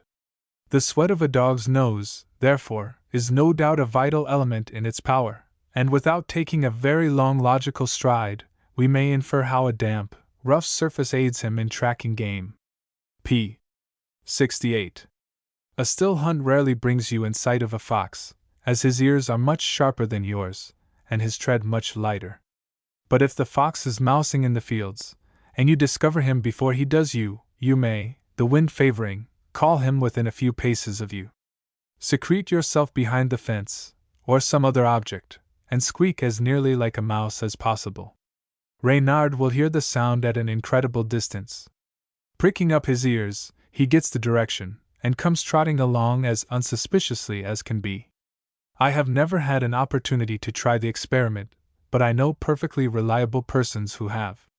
One man, in the pasture getting his cows, called a fox which was too busy mousing to get the first sight, till it jumped upon the wall just over where he sat secreted. He then sprang up, giving a loud whoop at the same time, and the fox, I suspect, came as near being frightened out of his skin as a fox ever was. p. 69. I have never been able to see clearly why the mother fox generally selects a burrow or hole in the open field in which to have her young, except it be, as some hunters maintain, for better security. The young foxes are wont to come out on a warm day, and play like puppies in front of the den. The view being unobstructed on all sides by trees or bushes, in the cover of which danger might approach, they are less liable to surprise and capture. On the slightest sound they disappear in the hole. Those who have watched the gambols of the young foxes speak of them as very amusing, even more arch and playful than those of kittens, while a spirit profoundly wise and cunning seems to look out of their young eyes. The parent fox can never be caught in the den with them, but is hovering near the woods, which are always at hand, and by her warning cry or bark telling them when to be on their guard. She usually has at least 3 dens, at no great distance apart, and moves stealthily in the night with her charge from one to the other, so as to mislead her enemies. Many a party of boys, and of men too, discovering the whereabouts of a litter, have gone with shovels and picks, and, after digging away vigorously for several hours, have found only an empty hole for their pains. p. 70. The old fox, finding her secret had been found out, had waited for darkness, in the cover of which to transfer her household to new quarters, or else some old fox hunter, jealous of the preservation of his game, and getting word of the intended destruction of the litter, had gone at dusk the night before, and made some disturbance about the den, perhaps flashed some powder in its mouth. a hint which the shrewd animal knew how to interpret. p. 69. p. 70. The fox nearly always takes his nap during the day in the open fields, along the sides of the ridges, or under the mountain, where he can look down upon the busy farms beneath and hear their many sounds, the barking of dogs, the lowing of cattle, the cackling of hens, the voices of men and boys, or the sound of travel upon the highway. It is on that side, too, that he keeps the sharpest lookout, and the appearance of the hunter above and behind him is always a surprise. Foxes, unlike wolves, never go in packs or companies, but hunt singly. Many of the ways and manners of the fox, when tamed, are like the dog's. I once saw a young red fox exposed for sale in the market in Washington. A colored man had him, and said he had caught him out in Virginia. He led him by a small chain, as p. 71, he would a puppy, and the innocent young rascal would lie on his side and bask and sleep in the sunshine, amid all the noise and chaffering around him, precisely like a dog. He was about the size of a full-grown cat, and there was a bewitching beauty about him that I could hardly resist. On another occasion, I saw a gray fox, about 2/3 grown, playing with a dog, about the same size, and by nothing in the manners of either could you tell which was the dog and which was the fox. p. 71. Back to contents. Back to contents. p. 72-8. p. 72. The Weasel. My most interesting note of the season of 1893 relates to a weasel. One day in early November, my boy and I were sitting on a rock at the edge of a tamarack swamp in the woods, hoping to get a glimpse of some grouse which we knew were in the habit of feeding in the swamp. We had not sat there very long before we heard a slight rustling in the leaves below us, which we at once fancied was made by the cautious tread of a grouse. We had no gun. Presently, through the thick brushy growth, we caught sight of a small animal running along, that we at first took for a red squirrel. A moment more, and it came into full view but a few yards from us, and we saw that it was a weasel. A second glance showed that it carried something in its mouth which, as it drew near, we saw was a mouse or a mole of some sort. The weasel ran nimbly along, now the length of a decayed log, then over stones and branches, pausing a moment every 3 or 4 yards, and passed, p. 73, within 20 feet of us, and disappeared behind some rocks on the bank at the edge of the swamp. "He is carrying food into his den," I said. "Let us watch him." In 4 or 5 minutes he reappeared, coming back over the course along which he had just passed, running over and under the same stones and down the same decayed log, and was soon out of sight in the swamp. We had not moved, and evidently he had not noticed us. After about 6 minutes we heard the same rustle as at first, and in a moment saw the weasel coming back with another mouse in his mouth. He kept to his former route as if chained to it, making the same pauses and gestures, and repeating exactly his former movements. He disappeared on our left as before, and, after a few moments' delay, re-emerged and took his course down into the swamp again. We waited about the same length of time as before, when back he came with another mouse.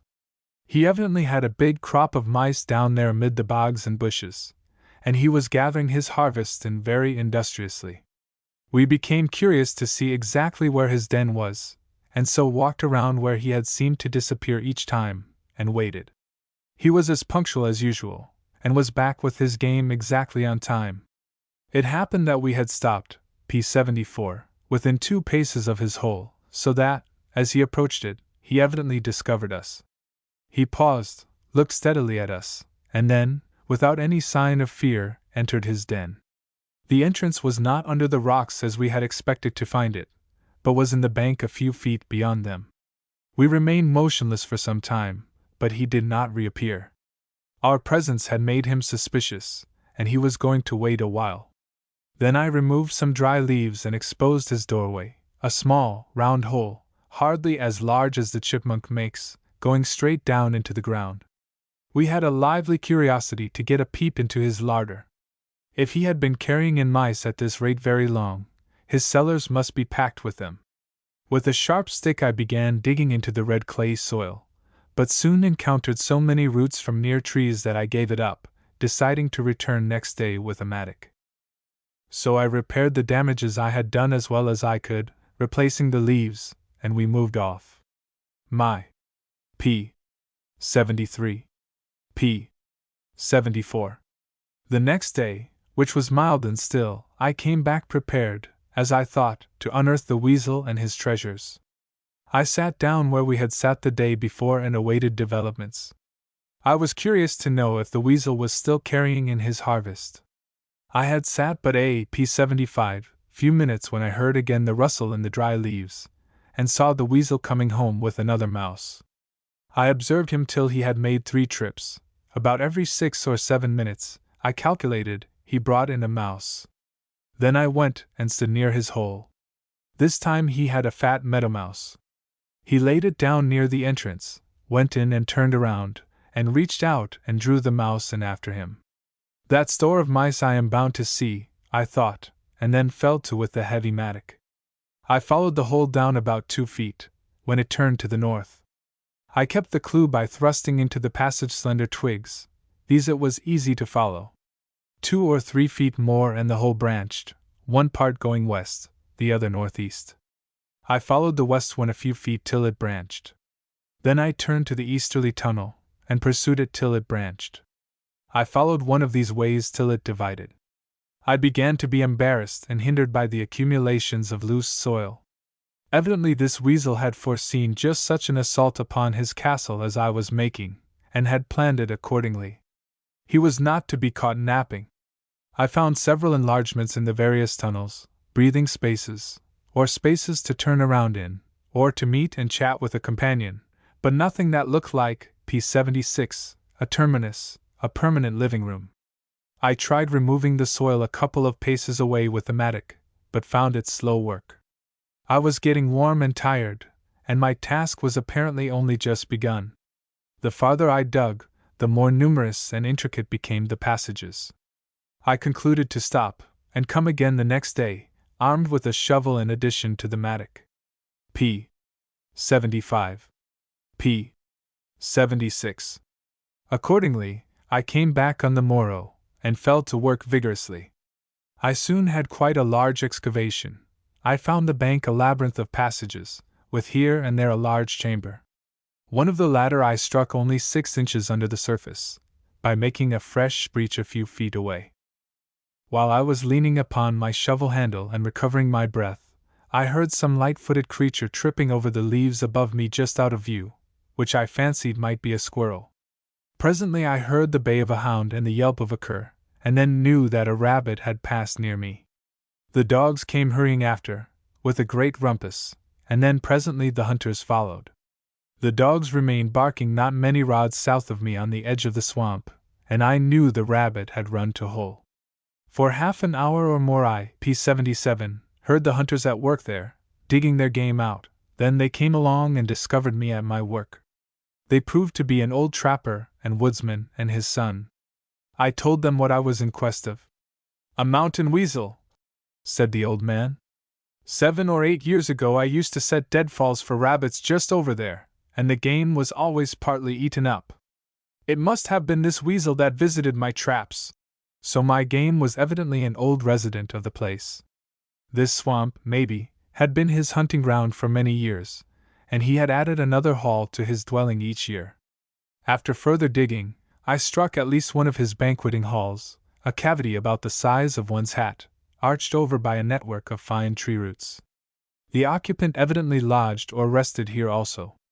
There was a warm, dry nest, made of leaves and the fur of mice and moles. I took out 2 or 3 handfuls. In finding this chamber I had followed one of the tunnels around till it brought me within a foot of the original entrance. A few inches to one side of this cavity there was what I took to be a back alley where the weasel threw his waste. There were large masses of wet, decaying fur here, and fur pellets such as are regurgitated by hawks and owls. In the nest there was the tail of a flying, P78 squirrel, showing that the weasel sometimes had this game for supper or dinner. P. 77. P. 78. I continued my digging with renewed energy. I should yet find the grand depot where all these passages centered, but the farther I excavated, the more complex and baffling the problem became, The ground was honeycombed with passages. What enemy has this weasel, I said to myself, that he should provide so many ways of escape, that he should have a back door at every turn? To corner him would be impossible. To be lost in his fortress was like being lost in Mammoth Cave. How he could bewilder his pursuer by appearing now at this door, now at that, now mocking him from the attic, now defying him from the cellar. So far, I had discovered but one entrance, but some of the chambers were so near the surface that it looked as if the planner had calculated upon an emergency when he might want to reach daylight quickly in a new place. Finally I paused, rested upon my shovel a while, eased my aching back upon the ground, and then gave it up, feeling as I never had before the force of the old saying, that you cannot catch a weasel asleep. I had made an ugly hole in the bank, had handled over 2 or 3 times a ton or more of earth, and was apparently no P79, nearer the weasel and his store of mice than when I began. P79. Then I regretted that I had broken into his castle at all, that I had not contented myself with coming day after day and counting his mice as he carried them in, and continued my observation upon him each succeeding year. Now the rent in his fortress could not be repaired, and he would doubtless move away, as he most certainly did, for his doors, which I had closed with soil, remained unopened after winter had set in. But little seems known about the intimate private lives of any of our lesser wild creatures. It was news to me that any of the weasels lived in dens in this way, and that they stored up provision against a day of need. This species was probably the little ermine, 8 or 9 inches long, with tail about 5 inches. It was still in its summer dress of dark chestnut brown above and whitish below. It was a mystery where the creature had put the earth which it must have removed in digging its den. Not a grain was to be seen anywhere, and yet a bushel or more must have been taken out. Externally, there was not the slightest sign of that curious habitation there under the ground. The entrance was hidden beneath dry leaves, and P80 was surrounded by little passages and flourishes between the leaves and the ground. If any of my readers find a weasel's den, I hope they will be wiser than I was, and observe his goings and comings without disturbing his habitation. P. 80. A few years later I had another adventure with a weasel that had its den in a bank on the margin of a muck swamp in the same neighborhood. We had cleared and drained and redeemed the swamp and made it into a garden, and I had built me a lodge there. The weasel's hunting grounds, where doubtless he had been wont to gather his supply of mice, had been destroyed, and he had got even with me by preying upon my young chickens. Night after night the number of chickens grew less, till one day we chanced to see the creature boldly chasing one of the larger fowls along the road near the henhouse. His career was cut short then and there by one of the men. We were then ignorant of the den in the bank a few yards away. The next season my chickens were preyed upon again. They were killed upon the roost, and their half-eaten bodies were found under the floor. One night I was awakened about midnight by that loud, desperate cry which a barn fowl gives when suddenly seized upon its roost. Was I dreaming, or was that a cry of murder, P81, from my chickens? I seized my lantern, and with my dog rushed out to where a pair of nearly grown roosters passed the nights upon a low stump. They were both gone, and the action of the dog betrayed the fresh scent of some animal. But we could get no clue to the chickens or their enemy. I felt sure that only one of the fowls had been seized, and that the other had dashed away wildly in the darkness, which proved to be the case. The dead chicken was there under the edge of the stump, where I found it in the morning, and its companion came forth unheard during the day. Thenceforth the chickens, big and little, were all shut up in the henhouse at night. On the third day the appetite of the weasel was keen again, and it boldly gave chase to a chicken before our eyes. I was standing in my porch with my dog, talking with my neighbor and his wife, who, with their dog, were standing in the road a few yards in front of me. A chicken suddenly screamed in the bushes up behind the rocks just beyond my friends. Then it came rushing down over the rocks past them, flying and screaming, closely pursued by a long, slim red animal that seemed to slide over the rocks like a serpent. Its legs were so short that one saw only the swift, gliding motion of its body. Across the road into the garden, within P82, a yard of my friends, went the pursued and the pursuer, and into the garden rushed I and my dog. The weasel seized the chicken by the wing, and was being dragged along by the latter in its effort to escape, when I arrived upon the scene. With a savage glee I had not felt for many a day, I planted my foot upon the weasel. The soft muck underneath yielded, and I held him without hurting him. He let go his hold upon the chicken and seized the sole of my shoe in his teeth.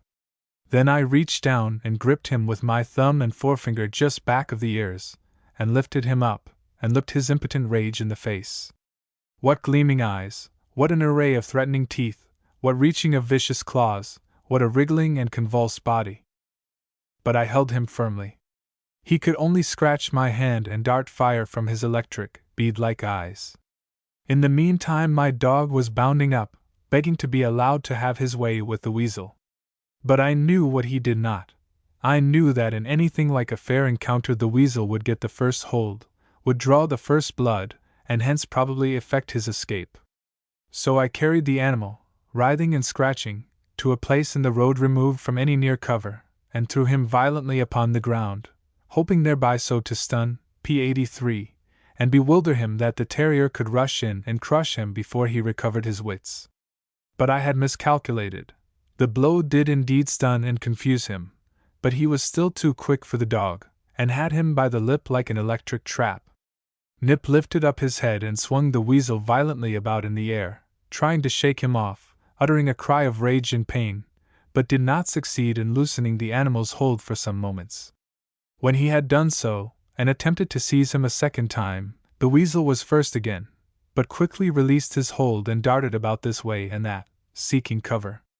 3 or 4 times the dog was upon him, but found him each time too hot to be held. Seeing that the creature was likely to escape, I set my foot upon him again, and made a finish of him. P. 81. P. 82. P. 83. The weasel is the boldest and most bloodthirsty of our small mammals. Indeed, none of our larger beasts are more so. There is something devilish and uncanny about it. It persists like fate, it eludes, but cannot be eluded. The terror it inspires in the smaller creatures, rats, rabbits, chipmunks, is pitiful to behold. A rat pursued by a weasel has been known to rush into a room, uttering dismal cries, and seek the protection of a man in bed. A chipmunk will climb to the top of a tall tree to elude it, and then, P84, when followed, let go its hold and drop with a cry of despair toward the ground. A friend of mine, walking along the road early one morning, saw a rat rush over the fence and cross a few yards ahead of him. Pressing it close came a weasel, which seized the rat before it could gain the opposite wall. My friend rushed to the aid of the rat with his cane. But the weasel dodged his blows, and in a moment or two turned fiercely upon him. My friend aimed more blows at it without effect, when the weasel began leaping up before him, within a few feet of his face, its eyes gleaming, its teeth threatening, and dodging every blow aimed at it. The effect, my friend says, was singularly uncanny and startling. It was like some infuriated imp of Satan dancing before him, and watching for a chance to seize him by the throat or to dash into his eyes. He slowly backed off, beating the air with his cane. Then the weasel returned to the disabled rat and attempted to drag it into the wall. My friend now began to hurl stones at it, but it easily dodged them. Now he was joined by another passer-by, and the two opened upon the weasel with stones, till finally, in dodging one, it was caught by the other, and so much hurt that it gave up the rat and sought shelter in the wall, where it was left waiting to secure its game when its enemies should have gone on. P. 84. P. 85. I must give one more instance of the boldness and ferocity of the weasel. A woman in northern Vermont discovered that something was killing her hens, often on the nest. She watched for the culprit, and at last caught a weasel in the act. It had seized the hen, and refused to let go when she tried to scare it away. Then the woman laid hold of it and tried choking it, when the weasel released its hold upon the hen and fastened its teeth into her hand between the thumb and forefinger. She could not choke it off, and ran to a neighbor for help, but no one could remove it without tearing the flesh from the woman's hand. Then someone suggested a pail of water. Into this the hand and weasel were plunged, but the creature would not let go even then, and did not until it was drowned. p. 85. The weasel is a subtle and destructive enemy of the birds. It climbs trees and explores them with great ease and nimbleness. I have seen it do so on several occasions. One day my attention was arrested by the angry notes of a pair of brown thrashers that were flitting from bush to bush along an old stone wall in a remote field. Presently I saw what it was that excited them: 3 large red weasels, or ermines, coming along the stone wall, and leisurely and half playfully exploring every tree that stood near it. They, p86, had probably robbed the thrashers. They would go up the trees with great ease, and glide serpent-like out upon the main branches. When they descended the tree, they were unable to come straight down, like a squirrel, but went around it spirally. How boldly they thrust their heads out of the wall, and eyed me and sniffed me as I drew near, their round, thin ears, their prominent, glistening, bead-like eyes, and the curving, snake-like motions of the head and neck being very noticeable. They looked like bloodsuckers and egg-suckers. They suggested something extremely remorseless and cruel. One could understand the alarm of the rats when they discover one of these fearless, subtle, and circumventing creatures threading their holes. To flee must be like trying to escape death itself. I was one day standing in the woods upon a flat stone, in what at certain seasons was the bed of a stream, when one of these weasels came undulating along and ran under the stone upon which I was standing. As I remained motionless, he thrust out his wedge-shaped head, and turned it back above the stone as if half in mind to seize my foot. Then he drew back, and presently went his way. These weasels often hunt in packs like the British stoat. When I was a boy, my father one day armed me with an old musket and sent p87 me to shoot chipmunks around the corn. While watching the squirrels, a troop of weasels tried to cross a barway where I sat, and were so bent on doing it that I fired at them, boylike, simply to thwart their purpose. One of the weasels was disabled by my shot, but the troop was not discouraged, and, after making several feints to cross, one of them seized the wounded one and bore it over, and the pack disappeared in the wall on the other side. p. 86. p. 87. Let me conclude this chapter with 2 or 3 more notes about this alert enemy of the birds and lesser animals, the weasel. A farmer one day heard a queer growling sound in the grass. On approaching the spot he saw 2 weasels contending over a mouse. Both held the mouse, pulling in opposite directions, and they were so absorbed in the struggle that the farmer cautiously put his hands down and grabbed them both by the back of the neck. He put them in a cage, and offered them bread and other food. This they refused to eat, but in a few days one of them had eaten the other up, picking his bones clean, and leaving nothing but the skeleton. The same farmer was one day in his cellar when 2 rats came out of a hole near him in great haste, and ran up the cellar wall and along p88 its top till they came to a floor timber that stopped their progress, when they turned at bay, and looked excitedly back along the course they had come. In a moment a weasel, evidently in hot pursuit of them, came out of the hole, but seeing the farmer, checked his course and darted back. The rats had doubtless turned to give him fight, and would probably have been a match for him. p. 88. The weasel seems to track its game by scent. A hunter of my acquaintance was one day sitting in the woods, when he saw a red squirrel run with great speed up a tree near him, and out upon a long branch, from which he leaped to some rocks, disappearing beneath them. In a moment a weasel came in full course upon his trail, ran up the tree, then out along the branch, leaping from there to the rocks just as the squirrel had done, and pursuing him into their recesses. Doubtless the squirrel fell a prey to him. The squirrel's best gain would have been to keep to the higher treetops, where he could easily have distanced the weasel. But beneath the rocks he stood a very poor chance. I have often wondered what keeps such an animal as the weasel in check, for they are quite rare. They never need go hungry, for rats and squirrels, p89, and mice and birds are everywhere. They probably do not fall a prey to any other animal, and they are very rarely captured or killed by man. But the circumstances or agencies that check the increase of any species of animal are, as Darwin says, very obscure and but little known. p. 89. Back to contents. Back to contents. p. 99. p. 90. The mink. In walking through the woods one day in early winter, we read upon the newly fallen snow the record of a mink's fright the night before. The mink had been traveling through the woods post-haste, not along the watercourses where one sees them by day, but over ridges and across valleys. We followed his track some distance to see what adventures he had met with. We tracked him through a bushy swamp, and saw where he had left it to explore a pile of rocks, then where he had taken to the swamp again, and where he had entered the more open woods. Presently the track turned sharply about, and doubled upon itself in long hurried strides. What had caused the mink to change his mind so suddenly? We explored a few paces ahead, and came upon a fox track. The mink had probably seen the fox stalking stealthily through the woods, and the sight had doubtless brought his heart into his mouth. I think he climbed a tree, and waited till the fox had passed. His track, P91, disappeared amid a clump of hemlocks, and then reappeared again a little beyond them.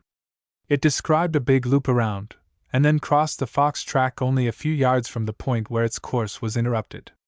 Then it followed a little watercourse, went under a rude bridge in a wood road, then mingled with squirrel tracks in a denser part of the thicket. If the mink met a muskrat or a rabbit in his travels, or came upon a grouse, or quail, or a farmer's hen roost, he had the supper he was in quest of. In P. 91. I followed the mink's track one morning upon the snow till I found where the prowler had overtaken and killed a muskrat by a stone wall near a little stream. The blood upon the snow and the half-devoured body of the rat told the whole story.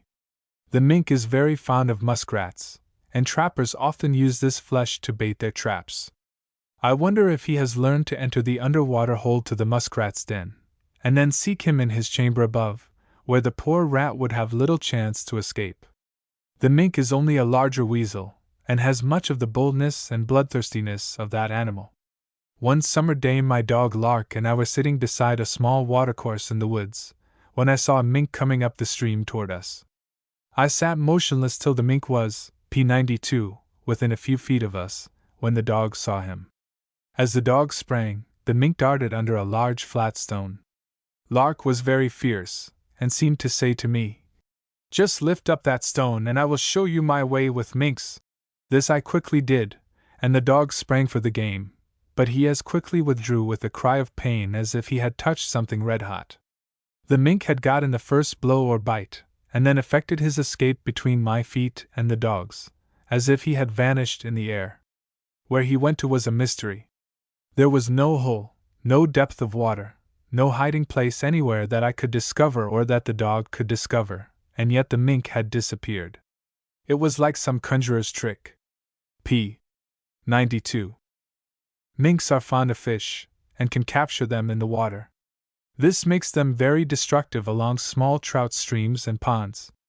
I once saw a trout with an ugly gash in its side, which was doubtless the work of a mink. With a friend, I once had a camp by a trout stream in the Catskills that we named Mink Camp, by reason of the number of minks that came every night as soon as it was dark, to devour the fish heads and entrails that we threw over on the opposite bank. We could often hear them disputing over the spoils, and in the dim light of the campfire could sometimes see them. P93, you may know the mink's track upon the snow from those of the squirrels at once.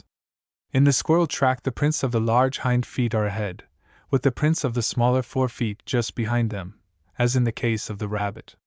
The mink, in running, usually plants his hind feet exactly upon the track of his forefeet, and closer together than the squirrel, so that his trail upon the snow is something like this.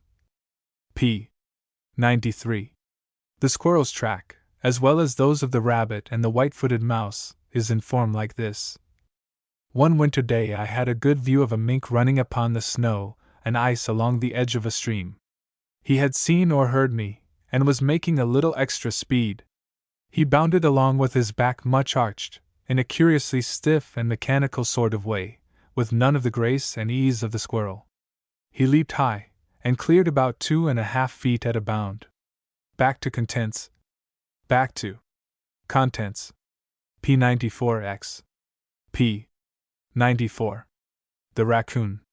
In March, that brief summary of a bear, the raccoon, comes out of his den in the ledges, and leaves his sharp digitigrade track upon the snow, traveling not unfrequently in pairs, a lean, hungry couple, bent on pillage and plunder. They have an unenviable time of it, feasting in the summer and fall, hibernating in winter, and starving in spring. In April I have found the young of the previous year creeping about the fields, so reduced by starvation as to be quite helpless, and offering no resistance to my taking them up by the tail and carrying them home. The old ones also become very much emaciated, and come boldly up to the barn or other outbuildings in quest of food. I remember, one morning in early spring, hearing old Cuff, the farm dog, barking vociferously before it was yet light. When we got up we discovered him at the foot of an ash tree, which stood about 30 rods from the house, looking up at some gray, P95 object in the leafless branches, and by his manners and his voice evincing great impatience that we were so tardy in coming to his assistance. Arrived on the spot, we saw in the tree a coon of unusual size. One bold climber proposed to go up and shake it down. This was what old Cuff wanted, and he fairly bounded with delight as he saw his young master shinning up the tree. Approaching within 8 or 10 feet of the coon, the climber seized the branch to which it clung and shook long and fiercely. But the coon was in no danger of losing its hold, and when the climber paused to renew his hold it turned toward him with a growl, and showed very clearly a purpose to advance to the attack. This caused its pursuer to descend to the ground again with all speed. When the coon was finally brought down with a gun, it fought the dog, which was a large, powerful animal, with great fury, returning bite for some moments, and after a quarter of an hour had elapsed, and its unequal antagonist had shaken it as a terrier does a rat, making his teeth meet through the small of its back, the coon still showed fight. P. 95. The coon is very tenacious of life, and like the badger will always whip a dog of its own size and weight. A woodchuck can bite severely, P. 96, having teeth that cut like chisels, but a coon has agility and power of limb as well. P. 96. Coons are considered game only in the fall, or towards the close of summer, when they become fat and their flesh sweet. At this time, cooning is a famous pastime in the remote interior. As these animals are entirely nocturnal in their habits, they are hunted only at night. A piece of corn on some remote side hill near the mountain, or between 2 pieces of woods, is most apt to be frequented by them. While the corn is yet green they pull the ears down like hogs, and tearing open the sheathing of husks, eat the tender, succulent kernels, bruising and destroying much more than they devour. Sometimes their ravages are a matter of serious concern to the farmer. But every such neighborhood has its coon dog, and the boys and young men dearly love the sport. The party sets out about 8 or 9 o'clock of a dark, moonless night, and stealthily approaches the cornfield. The dog knows his business, and when he is put into a patch of corn and told to hunt them up, he makes a thorough search, and will not be misled by any other scent. You hear him rattling through the corn, hither and yon, with great speed. The coons prick up their ears, and quickly take themselves off on the opposite side, P. 97, of the field. In the stillness you may sometimes hear a single stone rattle on the wall as they hurry toward the woods. If the dog finds nothing he comes back to his master in a short time, and says in his dumb way, "No coon there." But if he strikes a trail you presently hear a louder rattling on the stone wall, and then a hurried bark as he enters the woods, succeeded in a few minutes by loud and repeated barkings as he reaches the foot of the tree in which the coon has taken refuge. Then follows a pell-mell rush as the cooning party dash up the hill, into the woods, through the brush and the darkness, falling over prostrate trees, pitching into gullies and hollows, losing hats and tearing clothes, till finally, guided by the baying of the faithful dog, they reach the tree. The first thing now in order is to kindle a fire, and if its light reveals the coon, to shoot him, if not, to fell the tree with an axe, unless this last expedient happens to be too great a sacrifice of timber and of strength, in which case it is necessary to sit down at the foot of the tree and wait till morning. P. 97. Back to contents. Back to contents. P. 98-11. P. 98. The porcupine. Among our wild animals there are 3 that are slow-moving, dull-witted, and almost fearless: the skunk, the opossum, and the porcupine. The two latter seem to be increasing in most parts of the country. The opossum is becoming quite common in the valley of the Hudson, and the porcupine is frequently met with in parts of the country where it was rarely or never seen 40 years ago. When the boys in late fall now go cooning where I used to go cooning in my youth, the dogs often run on a porcupine or drive him up a tree, and thus the sport is interrupted. Sometimes the dog comes to them with his mouth stuck full of quills, and is then compelled to submit to the painful operation of having them withdrawn. A sportsman relates that he once came upon a dead porcupine and a dead bald eagle lying upon the ground within a few yards of each other. The eagle had partly torn the porcupine, P99, to pieces, but in attacking it with its beak it had driven numerous spines of the animal into its throat, and from their effect had apparently died as soon as its victim. P99. The quill of a porcupine is like a bad habit. If it once gets hold, it constantly works deeper and deeper. Though the quill has no power of motion in itself, it is the live, active flesh of its victim that draws it in by means of the barbed point. One day my boy and I encountered a porcupine on the top of one of the Catskills, and we had a little circus with him. We wanted to wake him up, and make him show a little excitement, if possible. Without violence or injury to him, we succeeded to the extent of making his eyes fairly stand out from his head, but quicken his motion he would not, probably could not. What astonished and alarmed him seemed to be that his quills had no effect upon his enemies. They laughed at his weapons. He stuck his head under a rock and left his back and tail exposed. This is the porcupine's favorite position of defense. Now come if you dare, he seems to say.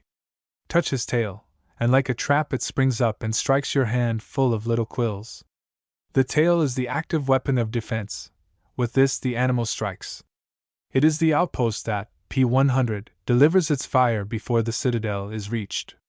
It is doubtless this fact that has given rise to the popular notion that the porcupine can shoot its quills, which of course it cannot do. P100. With a rotten stick we sprang the animal's tail again and again, till its supply of quills began to run low, and the creature grew uneasy. What does this mean? He seemed to say, his excitement rising. His shield upon his back, too, we trifled with, and when we finally drew him forth with a forked stick, his eyes were ready to burst from his head. In what a peevish, injured tone the creature did complain of our unfair tactics. He protested, and whimpered and scolded, like some infirm old man tormented by boys. His game after we led him forth was to keep himself as much as possible in the shape of a ball, but with 2 sticks and a cord we finally threw him over on his back and exposed his quill-less and vulnerable underside, when he fairly surrendered and seemed to say, "Now you may do with me as you like." Then we laughed in his face and went our way. Before we had reached our camp I was suddenly seized with a strange, acute pain in one of my feet. It seemed as if a large nerve was being roughly sawed in two. I could not take another step. Sitting down and removing my P101 shoe and stocking, I searched for the cause of the paralyzing pain. The foot was free from mark or injury, but what was that little thorn or frond of thistle doing on the ankle? I pulled it out and found it to be one of the lesser quills of the porcupine. By some means during our circus, the quill had dropped inside my stocking, the thing had taken, and the porcupine had his revenge for all the indignities we had put upon him. I was well punished. The nerve which the quill struck had unpleasant memories of it for many months afterward. P. 101. When you come suddenly upon the porcupine in his native haunts, he draws his head back and down, puts up his shield, trails his broad tail, and waddles slowly away.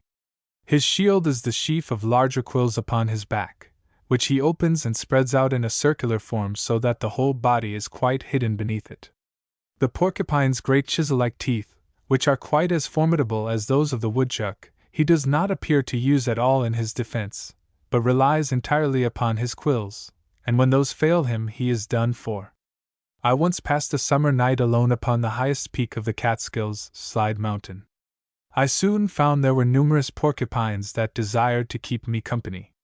The news of my P102 arrival in the afternoon seemed to have spread rapidly among them. They probably had scented me, After resting a while, I set out to look up the spring, and met a porcupine on his way toward my camp. He turned out in the grass, and then, as I paused, came back into the path and passed directly over my feet. He evidently felt that he had as good a right to the road as I had. He had traveled it many times before me. When I charged upon him with a stick in my hand, he slowly climbed a small balsam fir. p. 102. I soon found the place of the spring, and having dredged it and cleaned it, I sat down upon a rock and waited for the water slowly to seep in. Presently I heard something in the near bushes, and in a moment a large porcupine came into view. I thought that he, too, was looking for water, but no, he was evidently on his way to my camp. He, also, had heard the latest rumor on the mountain top. It was highly amusing to watch his movements. He came teetering along in the most aimless, idiotic way. Now he drifted off a little to the right, then a little to the left. His blunt nose seemed vaguely to be feeling the air. He fumbled over the ground, tossed about by loose boulders and little hillocks. His eyes wandered stupidly about. I, p. 103, was in plain view within 4 or 5 yards of him, but he heeded me not. Then he turned back a few paces, but some slight obstacle in his way caused him to change his mind. One thought of a sleepwalker. Uncertainty was stamped upon every gesture and movement, yet he was really drifting towards camp. After a while he struck the well-defined trail, and his gray, shapeless body slowly disappeared up the slope. In 5 or 6 minutes I overtook him shuffling along within sight of the big rock upon which rested my blanket and lunch. As I came up to him he depressed his tail, put up his shield, and slowly pushed off into the wild grass. While I was at lunch I heard a sound, and there he was, looking up at me from the path a few feet away. "An uninvited guest," I said. "But come on." He hesitated, and then turned aside into the bracken. He would wait till I had finished and had gone to sleep, or had moved off. p. 103. How much less would have such animals like the porcupine, opossum, skunk, turtle, that nature has armed against all foes, than the animals that have no such ready-made defenses, and are preyed upon by a multitude of enemies. The price paid for being shielded against all danger, for never feeling fear or anxiety, is stupidity. p. 104. If the porcupine were as vulnerable to its enemies as, say, the woodchuck, it would probably soon come to be as alert and swift of foot as that marmot. p. 104. For an hour or more, that afternoon on the mountain top, my attention was attracted by a peculiar continuous sound that seemed to come from far away to the east. I queried with myself, "Is it the sound of some workmen in a distant valley hidden by the mountains, or is its source nearer by me on the mountain side?" I could not determine. It was not a hammering or a grating or the filing of a saw, though it suggested such sounds. It had a vague, distant, ventriloquial character. In the solitude of the mountain top there was something welcome and pleasing in it. Finally I set out to try to solve the mystery. I had not gone 50 yards from camp when I knew I was near the source of the sound. Presently I saw a porcupine on a log, and as I approached the sound ceased, and the animal moved away. A curious kind of chant he made, or note of wonder and surprise at my presence on the mountain, or was he calling together the clan for a midnight raid upon my camp?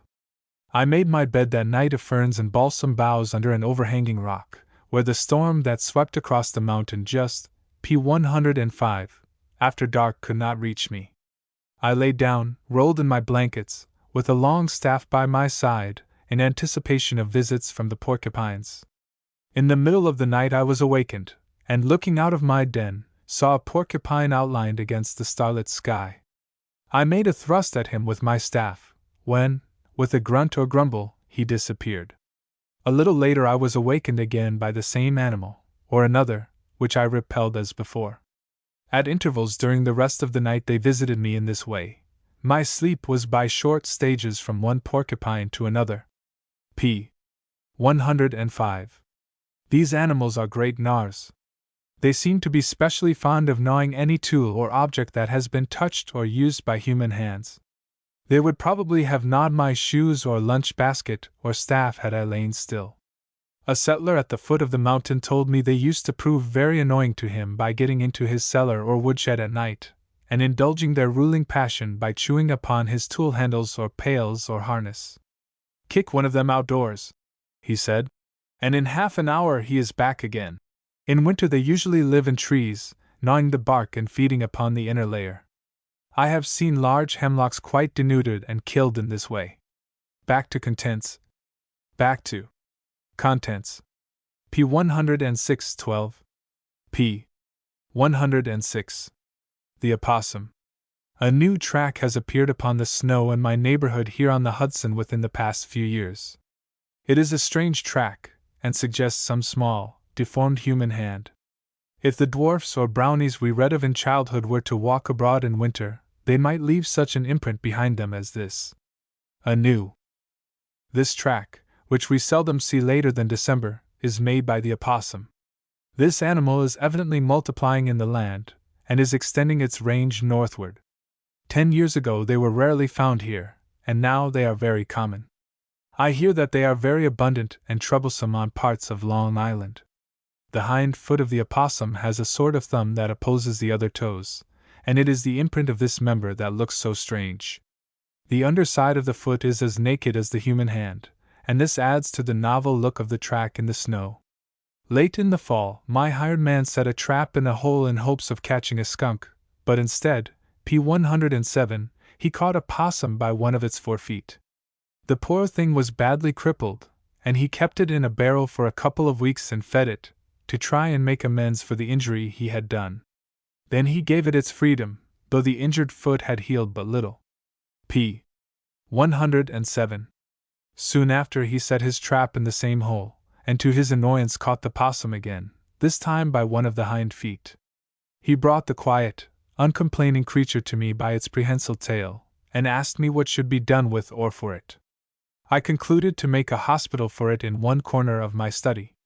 I made it a nest behind a pile of magazines, and fed and nursed it for several weeks.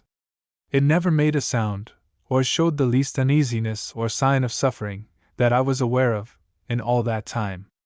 By day it slept curled up in its nest. If disturbed, it did not play possum. That is, did not feign sleep or death, but opened its mouth and grinned up at you in a sort of comical, idiotic way. At night it hobbled about the study, and ate the meat and cake I had placed for it. Sometimes by day it would come out of the corner and eat food under the lounge, eating very much after the manner of a pig, though not so greedily. Indeed, all its motions were very slow, like those of the skunk. P. 108. The skin of the opossum is said to be so fetid that a dog will not touch it. A dog is always suspicious of an animal that shows no fear and makes no attempt to get out of his way. This fetidness of the opossum is not apparent to my sense. P. 108. After a while my patient began to be troublesome by climbing upon the bookshelves and inspecting the books, so I concluded to discharge him from the hospital. One night I carried him to the open door by his tail, put him down upon the door-sill, and told him to go forth. He hesitated, looked back into the warm room, then out into the winter night, then thought of his maimed feet, and of traps and holes where unsuspecting possums live, and could not reach a decision. "Come," I said, "I have done all I can for you, go forth and shift for yourself." Slowly, like a very old man, he climbed down out of the door and disappeared in the darkness. I have no doubt he regained his freedom with a sigh. It is highly probable that, if a trap is set in his way again, he will put his foot in it as innocently as before. One day in March one of my neighbors brought to me a handful of young possums, very young, 16 of them, like newly born mice. The mother had been picked up dead on P. 109, the railroad, killed, as so often happens to coons, foxes, muskrats, and woodchucks, by the night express. The young were in her pouch, each clinging to its teat, dead. The young are carried and nursed by the mothers in this curious pocket till they are 4 or 5 weeks old, or of the size of large mice. After this she frequently carries them about, clinging to various parts of her body, some with their tails wound around hers. P. 109. The next winter, 2 or more possums and a skunk took up their quarters under my study floor. It was not altogether a happy family. Just what their disagreements were about, I do not know, but the skunk evidently tried to roast the possums out. The possums stood it better than I could. I came heartily to wish they were all roasted out. I was beginning to devise ways and means, when I think the skunk took himself off. After that, my only annoyance was from the quarreling of the possums among themselves, and their ceaseless fussing around under there, both day and night. At times they made sounds as if they were scratching matches on the underside of the floor, then they seemed to be remaking or shifting their beds from one side to the other. Sometimes I think they snored in their sleep. One night, as I was going from the P-110 house to the study, I heard a rustling in the dry leaves and grass beside the path. Lighting a match, I approached the spot, and found one of the possums just setting out on his night's excursions. I stooped down, and stroked his head and scratched his back, but he did not move, he only opened his mouth a little and looked silly. P. 110. Back to contents. Back to contents. P. 111-13. P. 111. Wild mice. One of the prettiest and most abundant of our native mice is the deer mouse, also called the white-footed mouse, a very beautiful creature, nocturnal in his habits, with large ears, and large, fine eyes full of a wild, harmless look. He is daintily marked, with white feet and a white belly. When disturbed by day he is very easily captured, having none of the cunning or viciousness of the common old-world mouse. He is found in both fields and woods. 1. It is he who, high in the hollow trunk of some tree, lays by a store of beech nuts for winter use. Every nut is carefully shelled, and the cavity that serves as storehouse lined with grass and leaves. The woodchopper frequently squanders this precious store. I have seen half a peck taken from one tree, as clean and white as if put up by the most delicate hands as they were. How long it must have taken the little creature to collect this quantity, to hold them one by one, and convey them up to his fifth-story chamber. P. 112. But the deer mice do not always carry their supplies home in this manner. They often hide them in the nearest convenient place. I have known them to carry a pint or more of hickory nuts, and deposit them in a pair of boots standing in the chamber of an outhouse. Near the chestnut trees they will fill little pocket-like depressions in the ground with chestnuts. In a grain field they carry the grain under stones. Under some cover beneath cherry trees they collect great numbers of cherry pits. Hence, when cold weather comes, instead of staying at home like the chipmunk, they gad about hither and thither looking up their supplies. One may see their tracks on the snow everywhere in the woods and fields and by the roadside. The advantage of this way of living is that it leads to activity, and probably to sociability. P. 112. One day, on my walk in the woods, I saw at one point the mice tracks unusually thick around a small sugar maple. It was doubtless their granary. They had beech nuts stored there, I'll warrant. There were 2 entrances to the cavity of the tree, one at the base, and one 7 or 8 feet up. At the upper one, which was only just of the size of a mouse, a squirrel had been trying to break in. He had cut and chiseled the solid wood to the depth of nearly an P. 113 inch, and his chips strewed the snow all about. He knew what was in there, and the mice knew that he knew, hence their apparent consternation. They had rushed wildly about over the snow, and I doubt not, had given the piratical red squirrel a piece of their minds. A few yards away the mice had a hole down into the snow, which perhaps led to some snug den under the ground. Hither they may have been slyly removing their stores while the squirrel was at work with his back turned. One more night and he would effect an entrance. What a good joke upon him if he found the cavity empty! These native mice, I imagine, have to take many precautions to prevent their winter stores being plundered by the squirrels, who live, as it were, from hand to mouth. P. 113. The wild mice are fond of bees and of honey, and they apparently like nothing better than to be allowed to take up their quarters in winter in some vacant space in a hive of bees. A chamber just over the bees seems to be preferred, as here they get the benefit of the warmth generated by the insects. One very cold winter I wrapped up one of my hives with a shawl. Before long I noticed that the shawl was beginning to have a very torn and tattered appearance. On examination, I found that a P114 native mouse had established itself in the top of the hive, and had levied a ruinous tax upon the shawl to make itself a nest. Never was a fabric more completely reduced into its original elements than were large sections of that shawl. It was a masterly piece of analysis. The work of the wheel and the loom was exactly reversed, and what was once shawl was now the finest and softest of wool. P. 114. The white-footed mouse is much more common along the fences and in the woods than one would suspect. One winter day I set a mouse trap, the kind known as the delusion trap, beneath some ledges in the edge of the woods, to determine what species of mouse was most active at this season. The snow fell so deeply that I did not visit my trap for 2 or 3 weeks. When I did so, it was literally packed full of white-footed mice. There were 7 in all, and not room for another. Our woods are full of these little creatures, and they appear to have a happy, social time of it, even in the severest winters. Their little tunnels under the snow and their hurried leaps upon its surface may be noted everywhere. They link tree and stump, or rock and tree. By their pretty trails they evidently travel for adventure and to hear the news, as well as for food. They know, P115, that foxes and owls are about, and they keep pretty close to cover. When they cross an exposed place, they do it hurriedly. P. 115. The field or meadow mice doubtless welcome the snow. They can now come out of their dens in the ground or beneath the flat stones and lead a more free and active life. The snow is their friend. It keeps off the cold, and it shields their movements from the eyes of their enemies, the owls, hawks, and foxes. Now they can venture abroad from their retreats without fear. They make little tunnels and roadways everywhere over the surface of the ground. They build winter houses under the great drifts. They found little mouse colonies in places where they have never been in summer.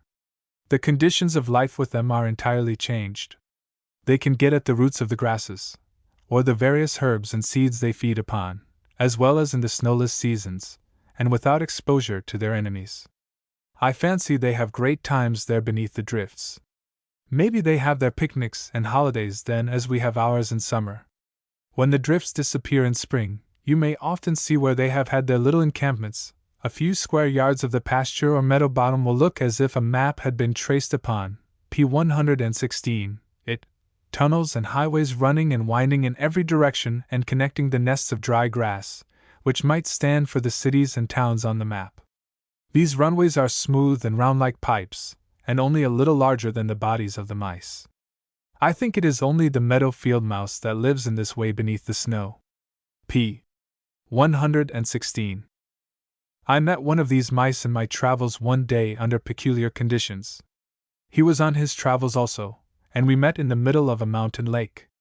I was casting my fly there, when I saw, just sketched or etched upon the glassy surface, a delicate V-shaped figure, the point of which reached about to the middle of the lake, while the 2 sides, as they diverged, faded out toward the shore.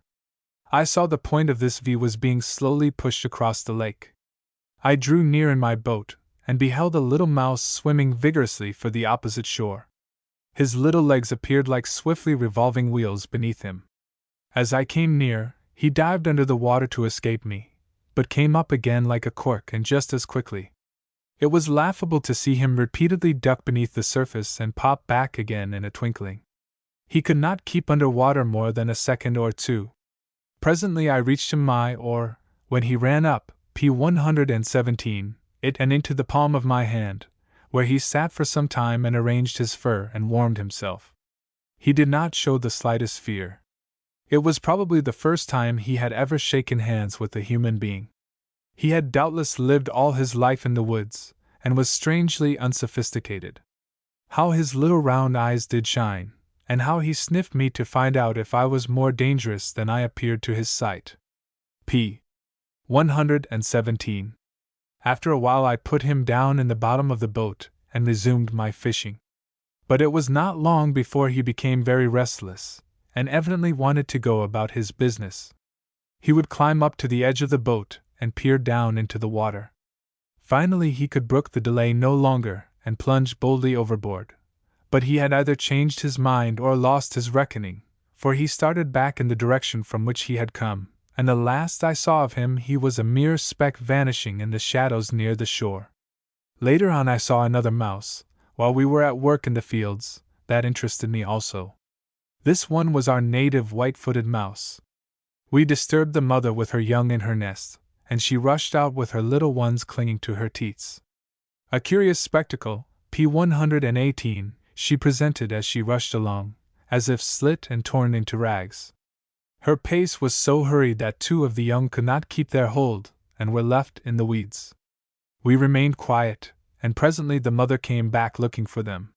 When she had found one, she seized it as a cat seizes her kitten, and made off with it.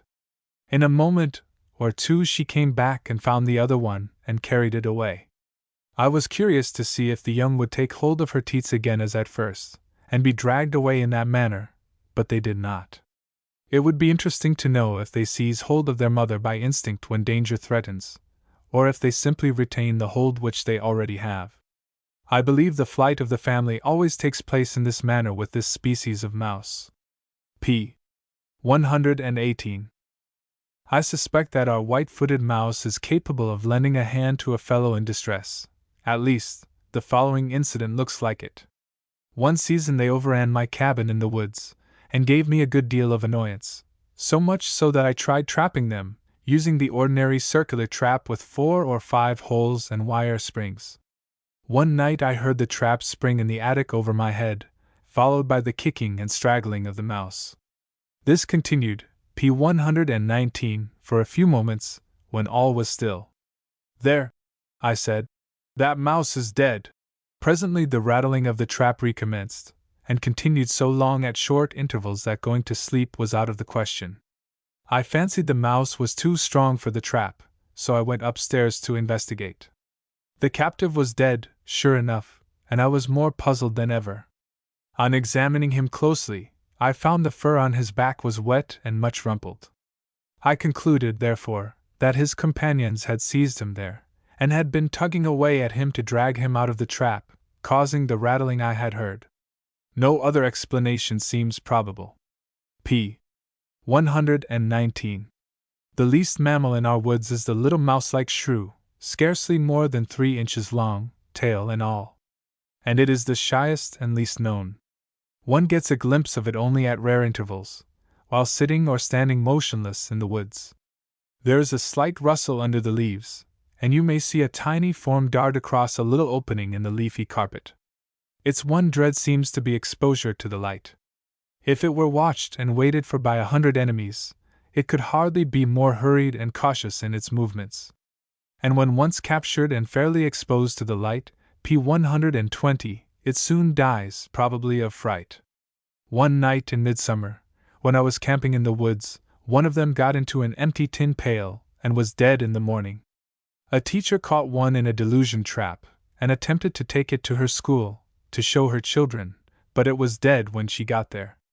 In winter it makes little tunnels under the snow in the woods, now and then coming to the surface, and, after a few jumps, diving under the snow again.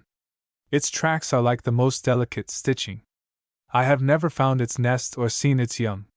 Like all the shrews, it lives mainly upon worms and insects. p. 120. The track of one of our native mice we do not see upon the snow, that of the jumping mouse. So far as I know, it is the only one of our mice that hibernates.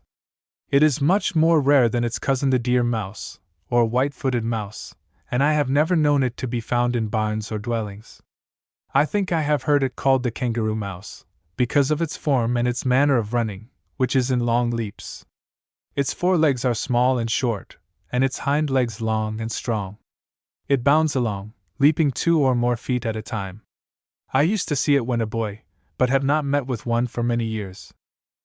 p. 121. One summer, a boy who lives in Dutchess County, across the Hudson from my house, caught 4 of these mice in a wire trap, 2 males and 2 females. The boy said that when he picked up the trap the 2 males fell dead, from fright he thought. One of the females died in October, but the other lived and began hibernating early in November. He took it to his teacher in New York, who kept it through the winter. She made a pocket for it in a woolen sock, but it was not suited with it, for in January it woke up and made itself a neat little blanket from the wool which it nibbled from the sock. In this it rolled itself and went to sleep again. A week or two later I was at the school, and the teacher showed me her sleeping mouse.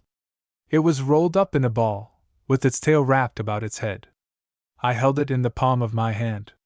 It seemed almost as cold as a dead mouse, and I could not see it breathe. It was carefully put back in its blanket. p. 121. Not long after this, a small house mouse was put in the box with it. It was the tiniest little mouse, says Miss Burt, you ever saw. It cuddled in with the hibernator, who got up at once and took care of this baby. The baby struck out independently and burrowed in the sand, and stole some of the wool and feathers, p. 122, from hibernator to line his own nest. But the jumping mouse went in with him, enlarged the nest, and cuddled down to him. They were great friends. But the baby smelled dreadfully, as all house mice do, and I took him out. Then the hibernator curled up again and went into winter quarters. p. 122. When the warm weather came on, she uncurled and ate and drank. She preferred pecan nuts and shredded wheat biscuit, and ate corn. I tried to tame her. I took a strong feather and played with her. At first she resisted and was frightened, but after a while she stood it, and would even eat and clean herself while I scratched her with this feather. But she was always terribly frightened, when coming out of her day's sleep, if I began to play with her. After being thoroughly waked up, she did not mind it. She would let me smooth her with my finger, and she would smell of my finger and go on eating, keeping an eye out. 3 times she had a perfect fit of fright, lying on her back, and kicking and trembling violently. On these occasions she made a scuttling noise or cry, and I thought each time she would die, so I grew more and more cautious about meddling with her. There was one interesting thing about it: she rose from these fits and ate heartily, and p. 123 cleaned herself with great unconcern. I was tempted to believe that she shammed dying. p. 123. The most interesting thing I ever saw her do was to climb up on her glass of water, sit on the rim, and put both little paws down and scoop up a big double handful of water and wash her face and head. She made her face very wet, just like a person washing his face. She ate sunflower seeds, and often kept one eye shut a long time on first waking up. After the apple blossoms came, I kept her box supplied with flowers, such as apple blossoms, cherry, spruce, maple, and so on. Also I kept her box disinfected, with plenty of good, fresh country dirt. But she stuck to the old wool and feathers, and the little piano duster. The mouse continued hibernating at intervals till May. One damp, chilly morning Miss Burt thought she would add to her pet's coverings. The creature seemed so cold to the touch. Little by little, much of her bedding of wool had been removed, although she had a pretty good blanket of it left, and the feather duster over her, which she appropriated long ago. So I resolved to carry some bits of flannel to school, and, when I went to her box to give her the extra clothing, again found her as you saw her, rolled up in a ball. I covered her carefully, wrapped her all up, and p. 124 put her back. Later in the day I peeped in, and she was awake. In the afternoon I took her out in her little blanket and looked at her. She was asleep, but started up, and seeing herself out of her box, put up her little paw in fright. She trembled violently, and I hastily returned her to her box, but before I could cover her she fell back dead of fright. Miss Burt adds, I have had her put in alcohol. One tiny paw is raised imploringly, suggestive of the sensitive nerves that caused her death. p. 124. Back to contents. Back to contents. p. 125-14. p. 125. Glimpses of wild life. So fond am I of seeing nature reassert herself that I even found some compensation in the loss of my chickens that bright November night when some wild creature, coon or fox, swept 2 of them out of the evergreens, and their squawking as they were hurried across the lawn called me from my bed to shout goodbye after them. It gave a new interest to the hen roost, this sudden incursion of wild nature. I feel bound to caution the boys about disturbing the wild rabbits that in summer breed in my currant patch, and in autumn seek refuge under my study floor. The occasional glimpses I get of them about the lawn in the dusk, their cotton tails twinkling in the dimness, afford me a genuine pleasure. I have seen the time when I would go a good way to shoot a partridge, but I would not have killed, if I could, the one that started out of the vines that cover my rustic porch, as I approached that side of the house one autumn morning. How much of the woods, and of the untamable spirit, p. 126, of wild nature, she brought to my very door! It was tonic and exhilarating to see her whirl away toward the vineyard. I also owe a moment's pleasure to the gray squirrel that, finding my summer house in the line of his travels one summer day, ran through it, and almost over my feet as I sat idling with a book. So, p. 126. I am sure my power of digestion was improved that cold winter morning when, just as we were sitting down to breakfast about sunrise, a red fox loped along in front of the window, looking neither to the right nor to the left, and disappeared amid the currant bushes. What of the wild and the cunning did he not bring? His graceful form and motion were in my mind's eye all day. When you have seen a fox loping along in that way, you have seen the poetry there is in the canine tribe. It is to the eye what a flowing measure is to the mind, so easy, so buoyant, the furry creature drifting along like a large red thistledown, or like a plume borne by the wind. It is something to remember with pleasure that a muskrat sought my door one December night when a cold wave was swooping down upon us. Was he seeking shelter, or had he lost his reckoning? The dogs cornered him in the very doorway, and set up a great hubbub. In the darkness, thinking it was a cat, I put my hand down, p. 127, to feel it. The creature skipped to the other corner of the doorway, hitting my hand with its cold, rope-like tail. Lighting a match, I had a glimpse of him sitting up on his haunches like a woodchuck, confronting his enemies. I rushed in for the lantern, with the hope of capturing him alive, but before I returned, the dogs, growing bold, had finished him. p. 127.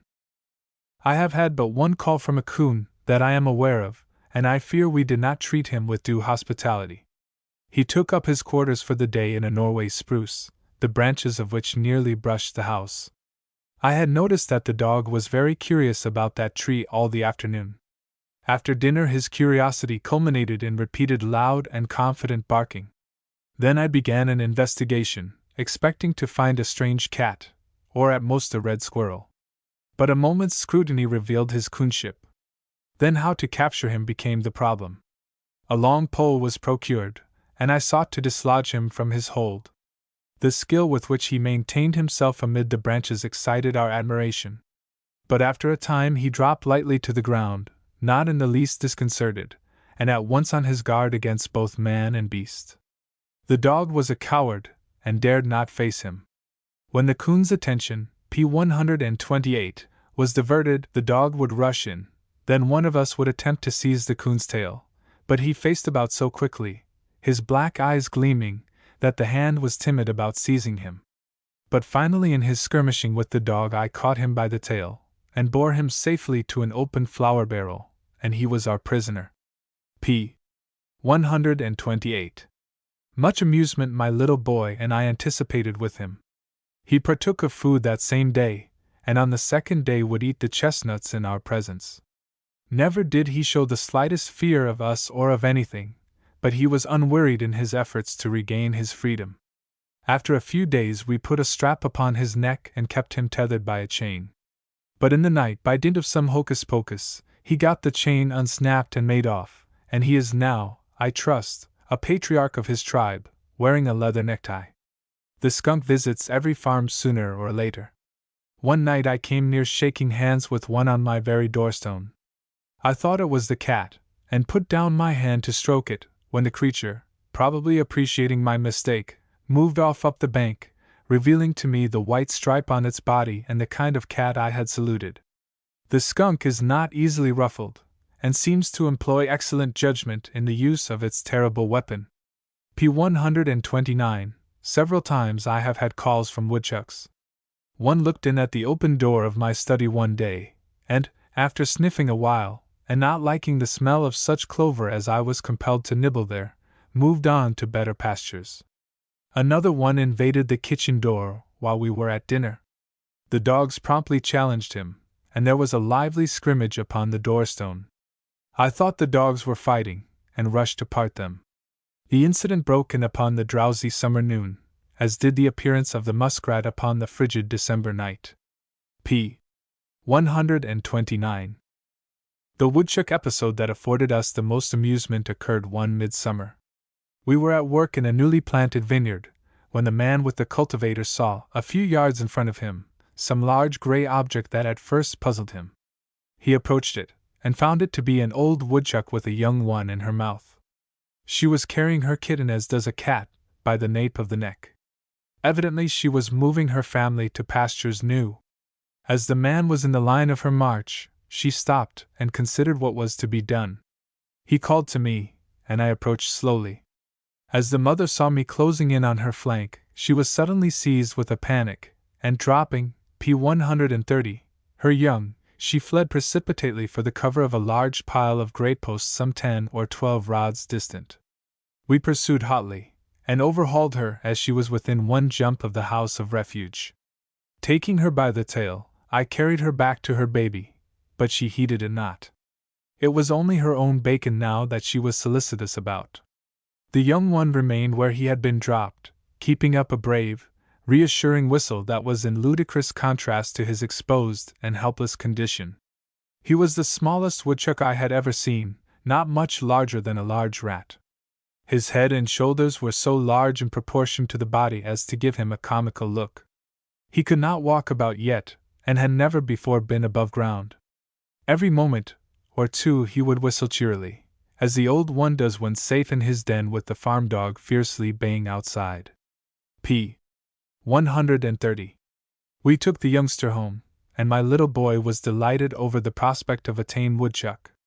Not till the next day would he eat. Then, getting a taste of the milk, he clutched the spoon that held it with great eagerness, and sucked away like a little pig. We were all immensely diverted by him. He ate eagerly, grew rapidly, and was soon able to run about. As the old one had been killed, we became, p. 131, curious as to the fate of the rest of her family, for no doubt there were more. Had she moved them, or had we intercepted her on her first trip? We knew where the old den was, but not the new. So we would keep a lookout. Near the end of the week, on passing by the old den, there were 3 young ones creeping about a few feet from its mouth. They were starved out, and had come forth to see what could be found. We captured them all, and the young family was again united. How these poor, half-famished creatures did lay hold of the spoon when they got a taste of the milk! One could not help laughing. Their little shining black paws were so handy and so smooth, they seemed as if encased in kid gloves. The captives throve well upon milk, and then upon milk and clover. p. 131. But after the novelty of the thing had worn off, the boy found he had encumbered himself with serious duties in assuming the position of foster mother to this large family. So he gave them all away but one, the first one captured, which had outstripped all the others in growth. This soon became a very amusing pet, but he always protested when handled, and always objected to confinement. I should mention that the cat had a kitten about the age of the chuck, and, as she had more milk than the kitten could, p. 132, dispose of, the chuck, when we first got him, was often placed in the nest with the kitten, and was regarded by the cat as tenderly as her own, and allowed to nurse freely. Thus a friendship sprang up between the kitten and the woodchuck, which lasted as long as the latter lived. They would play together precisely like 2 kittens, clinch and tumble about, and roll upon the grass in a very amusing way. Finally the woodchuck took up his abode under the floor of the kitchen, and gradually relapsed into a half-wild state. He would permit no familiarities from any one save the kitten, but each day they would have a turn or 2 at their old games of rough and tumble. The chuck was now over half-grown, and procured his own living. One day the dog, who had all along looked upon him with a jealous eye, encountered him too far from cover, and his career ended then and there. p. 132. In July, the woodchuck was forgotten in our interest in a little gray rabbit which we found nearly famished. It was so small that it could sit in the hollow of one's hand. Some accident had probably befallen its mother. The tiny creature looked spiritless and forlorn. We had to force the milk into its mouth. But in a day or two it began to revive, and would lap the milk eagerly. Soon it took to grass and clover, p. 133, and then to nibbling sweet apples and early pears. It grew rapidly, and was one of the softest and most harmless-looking pets I had ever seen. For a month or more the little rabbit was the only company I had, and it helped to beguile the time immensely. In coming in from the field or from my work, I seldom failed to bring it a handful of red clover blossoms, of which it became very fond. One day it fell slyly to licking my hand, and I discovered it wanted salt. I would then moisten my fingers, dip them into the salt, and offer them to the rabbit. How rapidly the delicate little tongue would play upon them, darting out to the right and left of the large front incisors, the slender paws being pressed against my hand as if to detain it. p. 133.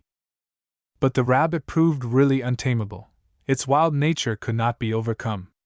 In its large box cage or prison, where it could see nothing but the tree above it, it was tame, and would at times frisk playfully about my hand and strike it gently with its 4 feet. But the moment it was liberated in a room, or let down in the grass with a string about its neck, all its wild nature came forth. In the room it would run and hide. In the open it would make desperate efforts to escape, and leap and bound as you drew in the p. 134 string that held it. At night, too, it never failed to try to make its escape from the cage, and finally, when 2/3 grown, it succeeded, and we saw it no more. p. 134. Back to contents. Back to contents. p. 135-15. p. 135. A Life of Fear. As I sat looking from my window the other morning upon a red squirrel gathering nuts from a small hickory, and storing them up in his den in the bank, I was forcibly reminded of the state of constant fear and apprehension in which the wild creatures live, and I tried to picture to myself what life would be to me, or to any of us, hedged about by so many dangers, real or imaginary. As the squirrel would shoot up the tree, making only a brown streak from the bottom to the top, would seize his nut, and rush down again in the most hurried manner. Halfway to his den, which was not over 3 rods distant, he would rush up the trunk of another tree for a few yards to make an observation. No danger being near, he would dive into his den and reappear again in a twinkling. Returning for another nut, he would mount the second tree again for another observation. Satisfied that the coast was clear, he would spin, p. 136, along the top of the ground to the tree that bore the nuts, shoot up it as before, seize the fruit, and then back again to his retreat. p. 136. Never did he fail during the half-hour or more that I watched him to take an observation on his way both to and from his nest. It was snatch and run with him. Something seemed to say to him all the time, "Look out! Look out! The cat! The hawk! The owl! The boy with the gun!" It was a bleak December morning. The first fine flakes of a cold, driving snowstorm were just beginning to sift down, and the squirrel was eager to finish harvesting his nuts in time. It was quite touching to see how hurried and anxious and nervous he was. I felt like going out and lending a hand. The nuts were small, poor pig nuts, and I thought of all the gnawing he would have to do to get at the scanty meat they held. My little boy once took pity on a squirrel that lived in the wall near the gate, and cracked the nuts for him, and put them upon a small board shelf in the tree where he could sit and eat them at his ease. The red squirrel is not so provident as the chipmunk. He lays up stores irregularly, by fits and starts. He never has enough put up to carry him over the winter, hence he is more, p. 137, or less active all the season. Long before the December snow, the chipmunk has for days been making hourly trips to his den with full pockets of nuts or corn or buckwheat, till his bin holds enough to carry him through to April.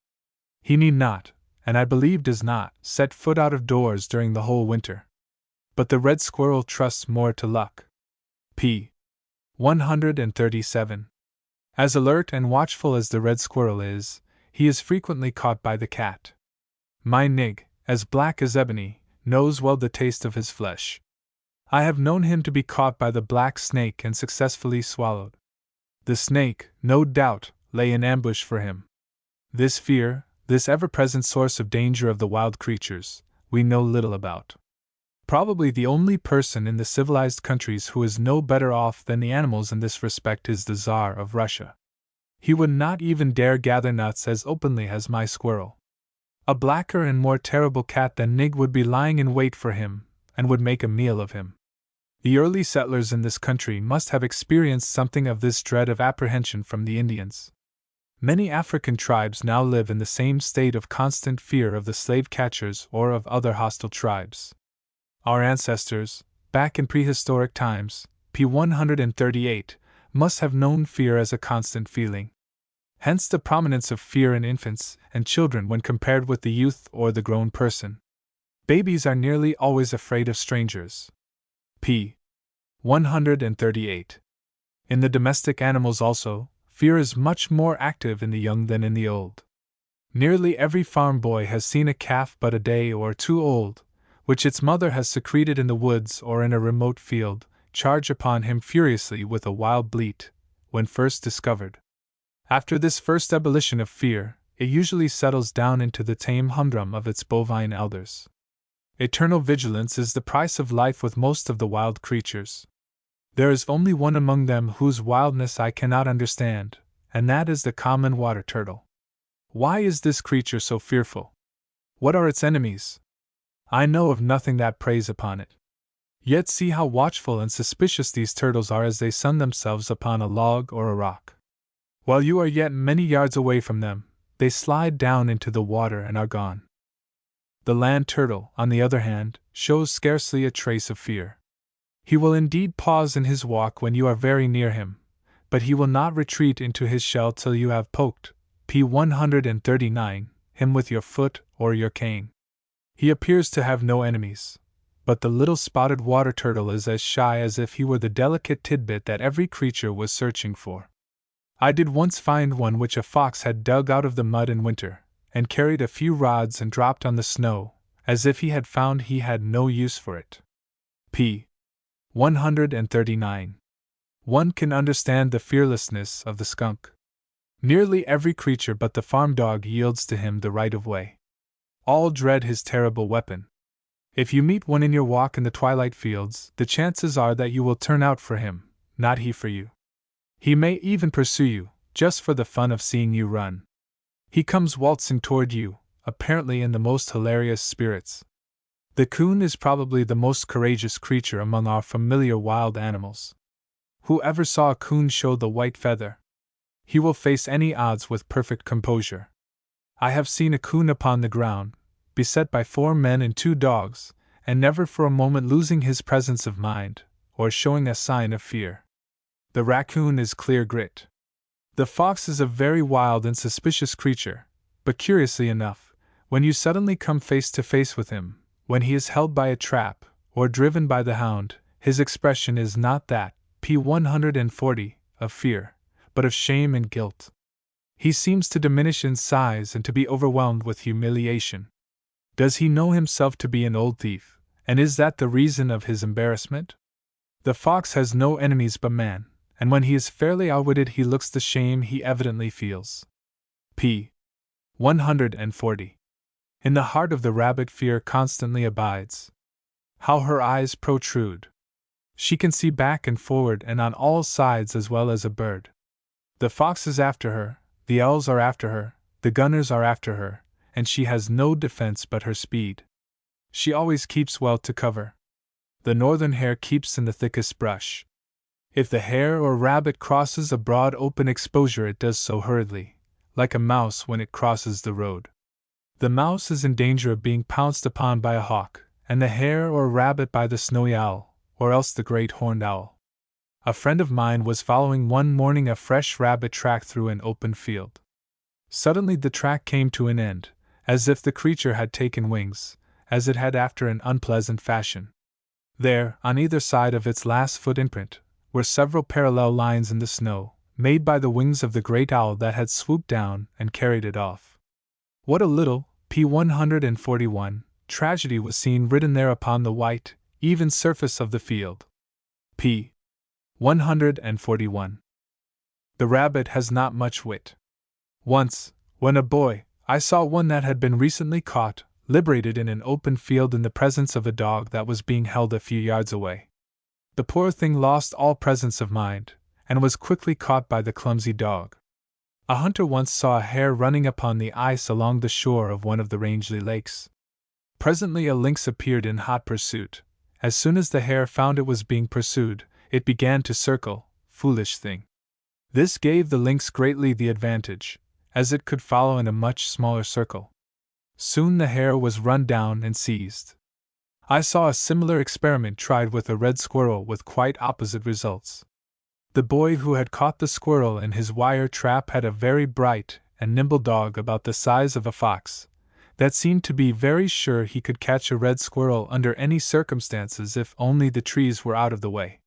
So the boy went to the middle of an open field with his caged squirrel, the dog, who seemed to know what was up, dancing and jumping about him. It was in midwinter. The snow had a firm crust that held boy and dog alike. The dog was, p. 142, drawn back a few yards and the squirrel liberated. p.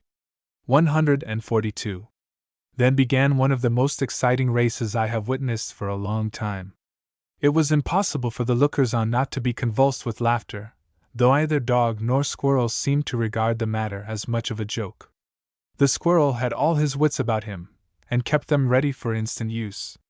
He did not show the slightest confusion. He was no match for the dog in fair running, and he discovered this fact in less than 3 seconds. He must win, if at all, by strategy. Not a straight course for the nearest tree, but a zigzag course, a double or treble zigzag course. Every instant the dog was sure the squirrel was his, and every instant he was disappointed. It was incredible and bewildering to him. The squirrel dodged this way and that. The dog looked astonished and vexed. Then the squirrel issued from between his enemy's hind legs and made 3 jumps towards the woods before he was discovered. Our sides ached with laughter, cruel as it may seem. It was evident the squirrel would win. The dog seemed to redouble his efforts. He would overshoot the game, or shoot by it to the right or left. The squirrel was the smaller craft, and p. 143 could outtack him easily. One more leap and the squirrel was up a tree, and the dog was overwhelmed with confusion and disgust. He could not believe his senses. Not catch a squirrel in such a field as that? Go to, I will have him yet! And he bounded up the tree as high as one's head, and then bit the bark of it in his anger and chagrin. p. 143. The boy says his dog has never bragged since about catching red squirrels. If only the trees were out of reach! When any of the winged creatures are engaged in a life and death race in that way, or in any other race, the tactics of the squirrel do not work. The pursuer never overshoots nor shoots by his mark. The flight of the two is timed as if they were parts of one whole. A hawk will pursue a sparrow or a robin through a zigzag course and not lose a stroke or half a stroke of the wing by reason of any darting to the right or left. The clue is held with fatal precision. No matter how quickly nor how often the sparrow or the finch changes its course, its enemy changes, simultaneously, as if every move was known to it from the first. The same thing may be noticed among the birds in their love chasings. The pursuer seems to know perfectly the mind of the pursued. This, p. 144, concert of action among birds is very curious. When they are on the alert, a flock of sparrows, or pigeons, or cedar birds, or snow buntings, or blackbirds, will all take flight as if there were but one bird, instead of 100. The same impulse seizes every individual bird at the same instant, as if they were sprung by electricity. p. 144. Or when a flock of birds is in flight, it is still one body, one will. It will rise, or circle, or swoop with a unity that is truly astonishing. A flock of snow buntings will perform their aerial evolutions with a precision that the best trained soldiery cannot equal. Have the birds an extra sense which we have not? A brood of young partridges in the woods will start up like an explosion, every brown particle and fragment hurled into the air at the same instant. Without word or signal, how is it done? Back to contents. Back to contents. P. 150, The Riverside Press, electrotyped and printed by H. O. Houghton and Company, Cambridge, Mass. U.S. A. P. 150. Add 1 books. Add 1 books. For the study of nature. Suitable for use in schools. Suitable for use in schools. The Hiawatha Primer. By Miss Florence Holbrook, Principal of the Forestville School, Chicago.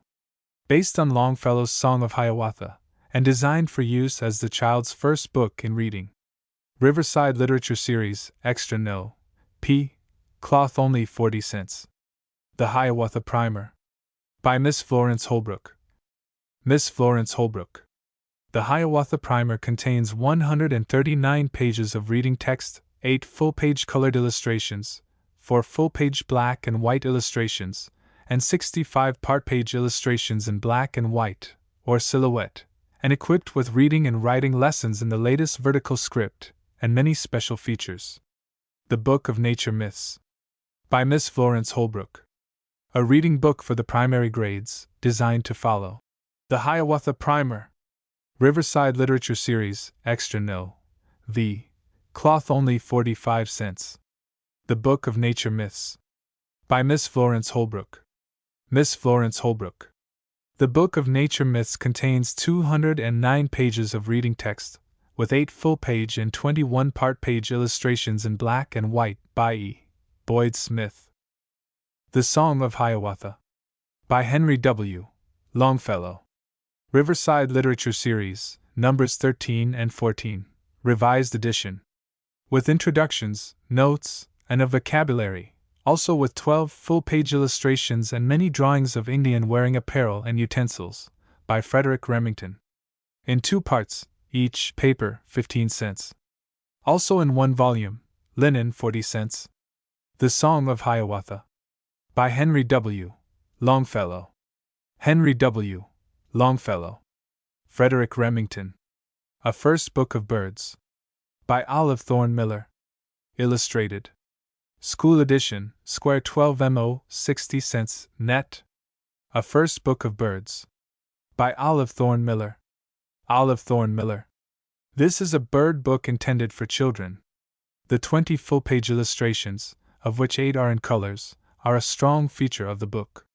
A Second Book of Birds. By Olive Thorne Miller. Illustrated. Square 12 mo, $1 net. Postage 10 cents extra. A Second Book of Birds. By Olive Thorne Miller. Olive Thorne Miller. This book is devoted to bird families. After defining what is meant by this term, the author describes most of the well-known families.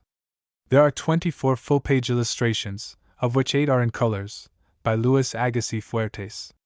Everyday Birds. By Bradford Torrey. Illustrated. Square 12 mo, $1. Everyday Birds. By Bradford Torrey. Bradford Torrey. A score of brief biographies of our familiar birds, written for young readers. There are 12 full-page illustrations, after Audubon, in colors. Squirrels and Other Fur-Bearers. By John Burroughs.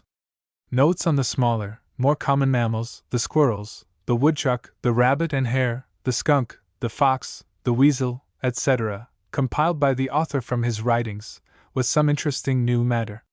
With 15 full-page colored illustrations from Audubon, and a colored frontispiece from Life. School edition.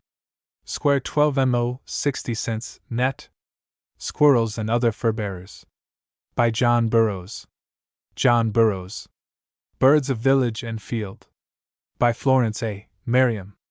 A bird book for beginners. With a general field color key to 154 birds, and over 300 illustrations. 12 mo, $2. Birds of Village and Field. By Florence A. Merriam. Florence A. Merriam. Add 2 Birds and Bees. By John Burroughs. Riverside Literature Series, number 28, with an introduction by Mary E. Burt.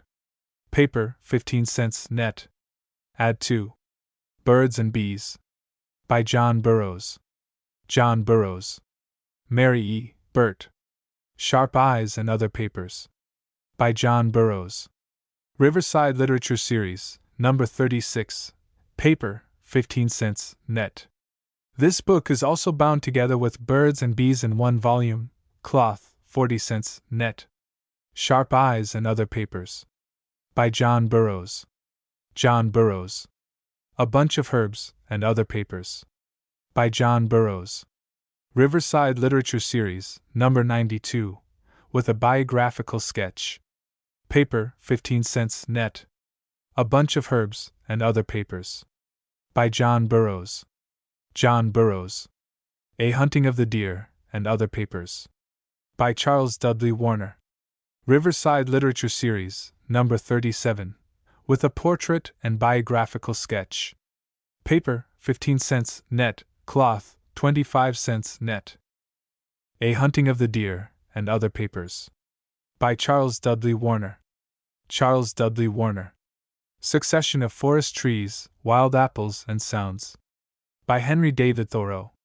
Riverside Literature Series, number 27, with a biographical sketch by Ralph Waldo Emerson. Paper, 15 cents net. Succession of Forest Trees, Wild Apples and Sounds. By Henry David Thoreau. Henry David Thoreau. Ralph Waldo Emerson. Birds Through an Opera Glass. By Florence A. Merriam. Riverside Library for Young People, number 3, with hints to observers and an appendix, bibliography, and index. With many illustrations. 16 MO, 75 cents. Birds Through an Opera Glass. By Florence A. Merriam. Florence A. Merriam. The Woodpeckers. By Mrs. Fanny Hardy Extorm. With 5 full-page colored plates and many text illustrations. Square 12 MO, $1. The Woodpeckers. By Mrs. Fanny Hardy Extorm. Fanny Hardy Extorm. A lively, yet accurate and orderly account of the woodpecker family, treating somewhat exhaustively of 5 of the commonest species, and less fully of the others. The book is in a form quite certain to interest young people, and very likely to lead them to further observation and investigation. Fully illustrated with 5 colored pictures by Luis Agassiz Fuertes, the leading American bird artist, and with cuts and diagrams in the text. Corn Plants, Their Uses and Ways of Life. By Frederick Leroy Sargent, formerly instructor in botany in the University of Wisconsin. In compact form and in readable style, the author gives a clear account of the 6 important grain plants of the world: wheat, oats, rye, barley, rice, and maize. 12 MO, 75 cents. Corn Plants, Their Uses and Ways of Life. By Frederick Leroy Sargent. Frederick Leroy Sargent. Everyday Butterflies. By Samuel H. Scudder. This book is written for popular reading.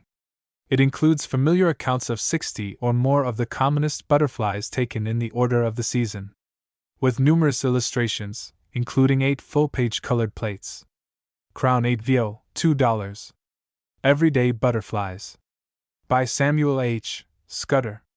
Samuel H. Scudder. A catalog giving lists of books by Florence A. Merriam, Olive Thorne Miller, John Burroughs, Henry David Thoreau, Bradford Torrey, Frank Bowles, and many other authors suitable for use in the study of nature, will be sent on application. Houghton, Mifflin and Company. Houghton, Mifflin and Company.